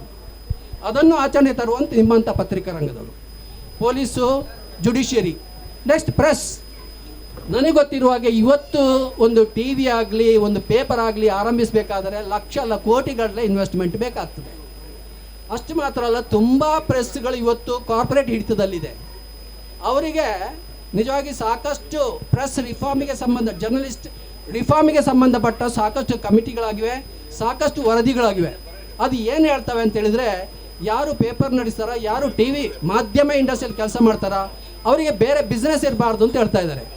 ಬಟ್ ನೀವು ನೋಡಿ, ಎಷ್ಟು ರಿಲಯನ್ಸ್ ಅಂತ ಇಂಡಸ್ಟ್ರಿಗಳು ಕೂಡ ದೊಡ್ಡ ಮಟ್ಟಿಗೆ TV ಚಾನಲ್ ಓನ್ ಮಾಡ್ತವೆ. ಅದು ಬಿಡಿ, ಸಾಕಷ್ಟು ಮಾಧ್ಯಮ ಇಂಡಸ್ಟ್ರಿಯಲ್ಲಿದ್ದ ಕಾರ್ಪೊರೇಟ್ಗಳು ಕೂಡ ಅವರಲ್ಲಿ ಎಲ್ಲ ಕಂಪನಿಗಳ ಶೇರ್ಸ್ ಇದೆ. ಸೊ ಏನಾಗ್ತದೆ ಅಂತ ಹೇಳಿದ್ರೆ ಸರ್ಕಾರವನ್ನು ಓಲೈಸುವುದು ಇವರಿಗೆ ಅನಿವಾರ್ಯ ಆಗ್ತದೆ. ಸೊ ಅವರು ಕೂಡ ಏನು ಕ್ರಮ ಕೈಗೊಳ್ಳುವ ಸ್ಥಿತಿಯಲ್ಲ. ಸೊ ಹೀಗಾಗಿ ಆತ್ಮೀಯರೇ, ಅಭಿವ್ಯಕ್ತಿ ಸ್ವಾತಂತ್ರ್ಯವನ್ನು ಜನಸಾಮಾನ್ಯರು, ತಳಮಟ್ಟದ ಪತ್ರಿಕಾಕರ್ತರು ಆಚರಿಸಬೇಕಾದ್ರೆ ಸಾಮರ್ಥ್ಯ ಬೇಕು. ಆ ಸಾಮರ್ಥ್ಯ ಏನು ಅಂತ ಹೇಳಿದ್ರೆ ಒಂದು ಕ್ರಿಟಿಕಲ್ ಬೆಂಟ್ ಆಫ್ ಮೈಂಡ್ ಬೇಕು. ಅದರ ಜೊತೆಗೆ ಸಾಂಸ್ಥಿಕ ಸಾಮರ್ಥ್ಯಗಳು ಬೇಕಾಗ್ತದೆ. ಪ್ರೆಸ್ಸು, ಪೊಲೀಸು, ಜುಡಿಷಿಯರಿ ನಿಮ್ಮ ಪರ ಇರಬೇಕಾಗ್ತದೆ. ಅದು ಯಾವುದೂ ಸದ್ಯಕ್ಕೆ ಇಲ್ಲ. ಬಟ್ ಅದನ್ನು ಉಳಿಸಿದರೆ ಈ ಭಾರತ ಉಳಿಯೋದಿಲ್ಲ ನನ್ನ ಪ್ರಕಾರ. ಸೊ ನನ್ನ ಇಡೀ ವಾದವನ್ನು ಪುನಃ ನಾನು ನಿಮ್ಮ ಮುಂದೆ ಸಮಾಪ್ ಮಾಡ್ತೇನೆ. ನಾನು ಏನು ಹೇಳಿದೆ, ನಮ್ಮಲ್ಲಿ ಅಭಿವ್ಯಕ್ತಿ ಸ್ವಾತಂತ್ರ್ಯ ಚರ್ಚೆ ಗಣ್ಯರಿಗೆ ಸಂಬಂಧಪಟ್ಟ ಹಾಗೆ, ಸಿನಿಮಾ ನಟರಿಗೆ ಸಂಬಂಧಪಟ್ಟ ಹಾಗೆ, ರಾಜಕೀಯ ವ್ಯಕ್ತಿಗಳಿಗೆ ಸಂಬಂಧಪಟ್ಟ ಹಾಗೆ ನಡೀತಾ ಇದೆ. ಬಟ್ ಇದು ಸಂವಿಧಾನದ ಆಶಯ ಅಲ್ಲ. ಸಂವಿಧಾನದ ಆಶಯ ಏನು ಅಂತ ಹೇಳಿದರೆ ಜನಸಾಮಾನ್ಯರ ಅಭಿವ್ಯಕ್ತಿ ಸ್ವಾತಂತ್ರ್ಯವನ್ನು ಹೆಚ್ಚಿಸುವುದು, ಅವರ ಸ್ವಾತಂತ್ರ್ಯವನ್ನು ಹೆಚ್ಚಿಸುವುದು. ಅವರ ಸ್ವಾತಂತ್ರ್ಯವನ್ನು ಹೆಚ್ಚಿಸಬೇಕಾದರೆ ಅವರಿಗೆ ಸಾಮರ್ಥ್ಯಗಳು ಬೇಕಾಗ್ತವೆ. ಆ ಸಾಮರ್ಥ್ಯಗಳು ಕೊರತೆ ಇರುವುದರಿಂದ ಅವರ ಸಾಮರ್ಥ್ಯ ವೃದ್ಧಿಸುವುದು ಭಾರಿ ದೊಡ್ಡ ಸಮಸ್ಯೆ ಆಗಿದೆ. ಬಟ್ ಈ ನಿಟ್ಟಿನಲ್ಲಿ ಪತ್ರಿಕಾ ರಂಗ, ಪತ್ರಕರ್ತರು ಸ್ವಲ್ಪ ಸೀರಿಯಸ್ ಆಗಿ ಆಲೋಚನೆ ಮಾಡಿದರೆ ಬೇರೆ ಬೇರೆ ದಾರಿ ಕಂಡುಕೊಳ್ಬಹುದು ಅಂತ ಹೇಳಿ ನನ್ನ ಮಾತನ್ನು ಮುಗಿಸ್ತಾ ಇದ್ದೇನೆ. Thank you. ದೇಶ ಖಂಡಿಸುತ್ತೆ, ಎಲ್ಲರೂ ಖಂಡಿಸ್ತಾರೆ. ಕಾರ್ಪೊರೇಟ್ ವಲಯ ಅಂತೂ ತುಂಬ ದೊಡ್ಡ ಮಟ್ಟದಲ್ಲಿ ಮಾಡುತ್ತೆ. ಆದರೆ ಮಂಗಳೂರಲ್ಲೇ ನಡೆದಂಥ ಒಬ್ಬ ವ್ಯಕ್ತಿಯ ಇದಕ್ಕೆ ಇಷ್ಟೊಂದು ದೊಡ್ಡ ಇದು ಬರಲಿಲ್ಲ. ನಮ್ಮಲ್ಲೇ ಒಬ್ಬರು ಜರ್ನಲಿಸ್ಟ್ ಮೇಲೆ, TV9 ಜರ್ನಲಿಸ್ಟ್ ಮೇಲೆ ಇಂಥದ್ದೊಂದು ಪ್ರಕರಣ ಆಗಿತ್ತು. ಆಗ ಕೂಡ ಇಷ್ಟು ದೊಡ್ಡ ಮಟ್ಟದ್ದಾಗಿರಲಿಲ್ಲ. ಅದಕ್ಕೂ ಹೆಚ್ಚಾಗಿ ಗ್ರಾಮೀಣ ಭಾಗದಲ್ಲಿ ಪತ್ರಿಕೆಗಳನ್ನು ಮಾಡುವಂಥವ್ರು, ವೀಕ್ಲಿ ಪತ್ರಿಕೆಗಳನ್ನು ಮಾಡುವಂಥವ್ರು, ನಿಯತಕಾಲಿಕೆಗಳನ್ನು ಮಾಡುವಂಥವ್ರ ಮೇಲೆ ಹಲ್ಲೆಗಳಾದಾಗ ಇಷ್ಟು ದೊಡ್ಡ ಮಟ್ಟದ ಪ್ರಕರಣ ಆಗಿಲ್ಲ. ಗೌರಿ ಲಂಕೇಶು ನಾನು ಲಂಕೇಶ್ ಪತ್ರಿಕೆಯ ವರದಿಗಾರ. ನಾನು ಬೇಸಿಕಲಿ ನನ್ನ ಪತ್ರಿಕೋದ್ಯಮ ಪ್ರಾರಂಭವಾಗಿದೆ ಲಂಕೇಶ್ ಪತ್ರಿಕೆಯಿಂದ. ಲಂಕೇಶ್ ಪತ್ರಿಕೆಯ ಗೌರಿ ಲಂಕೇಶ್ ಮೇಲೆ ಆದಾಗೂ ಕೂಡ ಇಷ್ಟು ದೊಡ್ಡ ಪ್ರತಿಭಟನೆಗಳು ಆಗಲಿಲ್ಲ. ಇಷ್ಟು ದೊಡ್ಡದು ಅರ್ನಬ್ ಗೋಸ್ವಾಮಿಯ ಬಗ್ಗೆ ಆದಷ್ಟು ಆಗಲಿಲ್ಲ. ಸ್ವಲ್ಪ ಜುಡಿಷರಿ ಆ್ಯಕ್ಟಿವಿಟೀಸಮ್ ಆಯ್ತದು. ಯಾಕಿಗೆ? ಈಗ ನಮ್ಮ ಪಾತ್ರ ಏನು, ಕರ್ನಾಟಕ ಜರ್ನಲಿಸ್ಟ್ ಯೂನಿಯನ್ ಪಾತ್ರ ಏನು, ಅಥವಾ ಪತ್ರಿಕಾ ಸಂಘಟನೆಗಳ ಪಾತ್ರ ಏನು? ನಿಜ, ಸಂಘಟನೆ ಬೇಕಾಗಿರೋದು ಯಾರಿಗೆ? ಅಸಂಘಟಿತರಿಗೆ. ದೊಡ್ಡ ದೊಡ್ಡ ಕಾರ್ಪೊರೇಟ್ ವಲಯಗಳಲ್ಲಿ, ದೊಡ್ಡ ದೊಡ್ಡ ಪತ್ರಿಕೆಗಳಲ್ಲಿ ಕೆಲಸ ಮಾಡುವಂಥ ಪತ್ರಕರ್ತರಿಗಲ್ಲ. ಹಾರಂಕಿ ಸಂಬಳ ಇರುತ್ತೆ, ನೆಟ್ವರ್ಕ್ ಇರುತ್ತೆ, ಅಧಿಕಾರಸ್ಥರ ಜೊತೆ ದಿನನಿತ್ಯದ ಒಡನಾಟ ಇರುತ್ತೆ, ಹಣಕಾಸಿನ ಸೌಲಭ್ಯ ಇರುತ್ತೆ, ಎಲ್ಲವೂ ಇರುತ್ತೆ. ಅವ್ರಿಗೆ ಬೇಕಾಗೋದಿಲ್ಲ. ನಿಜಕ್ಕೂ ಪತ್ರಿಕಾ ಸಂಘಟನೆ ಬೇಕಾಗಿರೋದು ಜಿಲ್ಲಾ ಮಟ್ಟದಲ್ಲಿ, ತಾಲೂಕು ಮಟ್ಟದಲ್ಲಿ ಕೆಲಸ ಮಾಡ್ತಾ ಇರುವಂಥ ದಿನಪತ್ರಿಕೆ, ದೃಶ್ಯ ಮಾಧ್ಯಮ, ಡಿಜಿಟಲ್ ಮೀಡಿಯಾ ಇಂತಹ ವರದಿಗಾರರಿಗೆ. ನಮಗೇ ಒಂದು ಇದಿಲ್ಲ ಅಂದರೆ, ಅಭಿವ್ಯಕ್ತಿ ಸ್ವಾತಂತ್ರ್ಯಕ್ಕೆ ಒಂದು ಅವಕಾಶ ಇಲ್ಲ ಅಂದರೆ ನಾವು ಜನರಿಗೆ ಏನನ್ನು ಕೊಡಬಲ್ಲೆವು? ನಾವು ನಮ್ಮ ಬುಡಾನೇ ಗಟ್ಟಿ ಇಲ್ಲ ಅಂದಾಗ ನಾವು ಏನನ್ನು ತಾನೇ ಫಲ ಕೊಡಬಲ್ಲೆವು ನಾವು? ಈ ನಿಟ್ಟಿನಲ್ಲಿ ಚಂದ್ರ ಪೂಜಾರಿಯವರ ಈ ಚಿಂತನೆ, ಈ ಭಾಷಣ ಅಥವಾ ಅವರ ಒಂದು ಮಂಡನೆ ಮಾಡಿದಂಥ ವಿಷಯ ನಮಗೆ ಹೆಚ್ಚು ಪ್ರಸ್ತುತ ಅಂತ ನಾನಂತೂ ಭಾವಿಸ್ತೇನೆ ಈ ಸಂದರ್ಭದಲ್ಲಿ. ಸ್ನೇಹಿತರೆ, ಕರ್ನಾಟಕ ಜರ್ನಲಿಸ್ಟ್ ಯೂನಿಯನ್ ಬಗ್ಗೆ ನಾನೊಂದಷ್ಟು ಮಾತಾಡಬೇಕು. ಇದು ನನ್ನ ಸ್ವಾರ್ಥ ಕೂಡ ಇದೆ. ಕರ್ನಾಟಕ ಜರ್ನಲಿಸ್ಟ್ ಯೂನಿಯನ್ ಪತ್ರಿಕೋದ್ಯಮವನ್ನು ಒಂದು ಕುಟುಂಬ ಅನ್ನೋ ಪರಿಕಲ್ಪನೆಯಲ್ಲಿ ನೋಡುತ್ತೆ. ನಮ್ಮಲ್ಲಿ ಸುಮಾರು 20,000 ಜನ ಕೆಲಸ ಮಾಡ್ತಾರೆ. ನಾನು ಹೇಳ್ತಾ ಇರೋದು ವರದಿಗಾರರು, ಸಂಪಾದಕರು, ಪೇಜಿನೇಟರ್ಸು, ವಿಡಿಯೋ ಎಡಿಟರ್ಸು, ಕ್ಯಾಮ್ರಾಮೆನ್ಸು, ವಿಡಿಯೋಗ್ರಾಫರ್ಸು ಎಲ್ಲವೂ ಸೇರಿಸಿ 18ರಿಂದ 20,000 ಜನ ಇರುವಂಥ ಒಂದು ದೊಡ್ಡ ಕುಟುಂಬ ಇದು. ನಾವು ಪತ್ರಕರ್ತರು ಮಂಚೂಣಿನಲ್ಲಿರ್ತೇವೆ. ಕಾರಣ ಏನು? ನಮಗೆ ದಿನನಿತ್ಯ ರಾಜಕಾರಣಿಗಳ ಸಂಪರ್ಕ ಬರುತ್ತೆ, ಎಕ್ಸ್ಪೆಷಲಿ ರಿಪೋರ್ಟರ್ಸು ಆ್ಯಂಡ್ ಎಡಿಟರ್ಸು. ರಾಜಕಾರಣಿಗಳ ಸಂಬಂಧ ಬರುತ್ತೆ. ಅವರಿಗೆ ನಾವೇನೋ ಒಂದಷ್ಟು ಫೇವರ್ ಮಾಡಿರ್ತೀವಿ ಅಥವಾ ಒಂದೆರಡು ಅಕ್ಷರ ಚೆನ್ನಾಗಿ ಬರೆದಿರ್ತೀವಿ, ಒಳ್ಳೆಯದಾಗಿ ಬರೆದಿರ್ತೇವೆ, ನಾವು ಅವ್ರ ಜೊತೆ ಸಂಪರ್ಕದಲ್ಲಿರ್ತೇವೆ. ಆದರೆ ಇಂಥ ಯಾವುದೂ ಅವಕಾಶಗಳಿಲ್ಲದೆ ಒಬ್ಬ ಗ್ರಾಮೀಣ ಪತ್ರಕರ್ತ ಅಥವಾ ಒಬ್ಬ ನಿಯತಕಾಲಿಕೆಯ ಒಬ್ಬ ವರದಿಗಾರ ಅಥವಾ ಒಬ್ಬ ಡಿಜಿಟಲ್ ಮಾಧ್ಯಮದ ಒಬ್ಬ ವರದಿಗಾರ ಮಾಡಿದ್ರೆ ಅವನಿಗೆ ಎಷ್ಟು ಮಟ್ಟಿಗೆ ಸಂರಕ್ಷಣೆ ಸಿಗುತ್ತೆ? ಒಬ್ಬಂಟಿಯಾಗಿ ಆತ ಏನಂತಾನೆ ಮಾಡಬಲ್ಲ. ಅವನ ಮೇಲೆ ಕೇಸ್ ಹಾಕ್ಬೋದು, ಸ್ಥಳೀಯ ಕೋರ್ಟ್ ಆಗ್ಬೋದು, ಜಿಲ್ಲಾ ಕೋರ್ಟ್ ಆಗ್ಬೋದು, ಅಥವಾ ಹೈಕೋರ್ಟ್ಗೆ ಹೋಗ್ಬೋದು. ಅವನಿಗಷ್ಟು ಎದುರಿಸೋ ಶಕ್ತಿ ಇರುತ್ತಾ? ಅವನಿಗೆ ನ್ಯಾಯಾಂಗದ ಇದರಲ್ಲಿ ಸಹಾಯ ಮಾಡೋಂಥವ್ರು ಯಾರನ್ನ ಇರ್ತಾರೆ ಅವನಿಗೆ ವೈಯಕ್ತಿಕವಾಗಿ? ಇರೋದಿಲ್ಲ. ಅಂಥವರಿಗೆಲ್ಲ ಒಂದು ವೇದಿಕೆ ಆಗಬೇಕು ಅನ್ನೋದು ನಮ್ಮ ಆಶಯ. ಹೀಗಾಗಿ ನಮ್ಮಲ್ಲಿ ಪತ್ರಕರ್ತರ ಜೊತೆಗೆ ನಾನ್ ಜರ್ನಲಿಸ್ಟ್ಗಳು ಕೂಡ ಇದ್ದಾರೆ. ಅವರನ್ನು ಕೂಡ ಸಹಸದಸ್ಯರು ಅಂತ ನಾವು ಮಾಡ್ಕೊಂಡಿದ್ದೇವೆ. ಅವರನ್ನು ಸ್ವಾತಂತ್ರ್ಯವನ್ನು ಕೂಡ ನಾವು ಕಾಪಾಡಲಿಕ್ಕೆ ಕಟಿಬದ್ಧವಾಗಿದ್ದೀವಿ ಅಂತ ನಾನು ಈ ಸಂದರ್ಭದಲ್ಲಿ ಬಯಸ್ತೇನೆ. ನಾನು ಇಲ್ಲಿ ಬಹುತೇಕರು ಜರ್ನಲಿಸ್ಟ್ಗಳಿದ್ದಾರೆ. ನಿಮಗೇನು ಅನಿಸುತ್ತೋ ಗೊತ್ತಿಲ್ಲ ನನಗೆ. ಸರ್, ಅವರು ನಮ್ಮ ಕುಟುಂಬದ ಸಹ ಸದಸ್ಯರೇ. ಅವ್ರ ಬಗ್ಗೆನೂ ನಮಗಿರಬೇಕು. ಪೇಜಿನೇಟರ್ಸ್ ಇರ್ಬೋದು, ಕೊನೆ ಕಟ್ಟ ಕಡೆಯಲ್ಲಿ ಪೇಪರ್ ಹಾಕೋ ಹುಡುಗ ಸಹ ಇರ್ಬೋದು. ನಾವು ಬರೆದಿದ್ದನ್ನು, ನಮ್ಮ ಅಕ್ಷರಗಳನ್ನು ಕಟ್ಟ ಕಡೆಯ ಓದುಗನಿಗೆ ತಲುಪಿಸುವಂಥ ಜವಾಬ್ದಾರಿ ಇರುವಂಥ ವ್ಯಕ್ತಿ. ಹಾಗಾಗಿ ಎಲ್ಲರನ್ನೂ ಒಳಗೊಂಡಂಥ ದೃಶ್ಯ ಮಾಧ್ಯಮ, ಮುದ್ರಣ ಮಾಧ್ಯಮ, ಡಿಜಿಟಲ್ ಮಾಧ್ಯಮ, ಈ ಮೂರನ್ನೂ ಒಳಗೊಂಡಂಥ ಒಂದು ಸಂಘಟನೆ ಮಾಡಬೇಕು. ಅದೊಂದು ನನ್ನ ಉದ್ದೇಶ ಆಗಿತ್ತು. ಇವತ್ತು ನಿಮಗೆ ಎಲ್ಲ ದಿನಪತ್ರಿಕೆಗಳಿಗೆ ಒಂದು ದಿನಪತ್ರಿಕೆಗಳಿದ್ದಾವೆ, ಭಾಷಾ ದಿನಪತ್ರಿಕೆಗಳಿಗಿದೆ, ನಿಯತಕಾಲಿಕೆಗಳಿಗೆ ಒಂದಿದೆ, ಇಸಮ್ಗಳಿಗೆ ಒಂದೊಂದು ಸಂಘಟನೆಗಳಿದ್ದಾವೆ. ಇದೆಲ್ಲರ ಹೊರತಾಗಿ ಎಲ್ಲವನ್ನೂ ಒಳಗೊಂಡಂಥ ಒಂದು ಒಕ್ಕೂಟದಂಥ ವ್ಯವಸ್ಥೆಯನ್ನು ನಾವು ಕರ್ನಾಟಕ ಜರ್ನಲಿಸ್ಟ್ ಯೂನಿಯನ್ ಮಾಡ್ಕೋಬೇಕು ಅಂತ ನಾವು ಬಯಸ್ತೇವೆ. ಸರ್ ಒಂದು ಮಾತು ಹೇಳಿದರು ನೋಡಿ, ನಮ್ಮ ಉದಯ ಟಿ ವಿನಲ್ಲಿ ನಾನು ವರ್ಕ್ ಮಾಡ್ತಾಯಿದ್ದೆ 2002 ಇಂದ 2018ವರೆಗೆ, 2007ರಿಂದ 2018ರವರೆಗೆ. ನಾನು ಬೆಂಗಳೂರು ಗ್ರಾಮಾಂತರ ಜಿಲ್ಲೆಯ ಚೀಫ್ ಆಗಿದ್ದೆ. ನಾನು ಬೆಂಗಳೂರು ಗ್ರಾಮಾಂತರ ಜಿಲ್ಲೆಯ. ಉದಯ ನ್ಯೂಸು 18 ವರ್ಷದ ನಂತರ ತನ್ನ ಇದನ್ನು ನಿಲ್ಲಿಸ್ತು, ತನ್ನ ಬ್ರಾಡ್ಕಾಸ್ಟಿಂಗನ್ನು ನಿಲ್ಲಿಸ್ತು. ಉದಯ ನ್ಯೂಸು ನಿಲ್ಲಿಸಿದಾಗ ಆಫೀಸಲ್ಲಿ ಕೆಲಸ ಮಾಡುವಂಥವ್ರನ್ನ, ಸ್ಟಾಫು ಡೈಲಿ ಯಾರು ಇದು ಮಾಡ್ತಾಯಿದ್ರು, ಪಂಚ್ ಮಾಡ್ತಾಯಿದ್ರು, ಅವರನ್ನು ಮಾತ್ರ ಜರ್ನಲಿಸ್ಟ್ಗಳು ಅಂತ ಟ್ರೀಟ್ ಮಾಡಿ ಅವರಿಗೆ ಕಾಂಪನ್ಸೇಷನ್ ಕೊಡ್ತು. ಸುಮಾರು 2 ಲಕ್ಷದಿಂದ 20 ಲಕ್ಷದವರೆಗೆ ಕಾಂಪನ್ಸೇಷನ್ ಕೊಡ್ತು.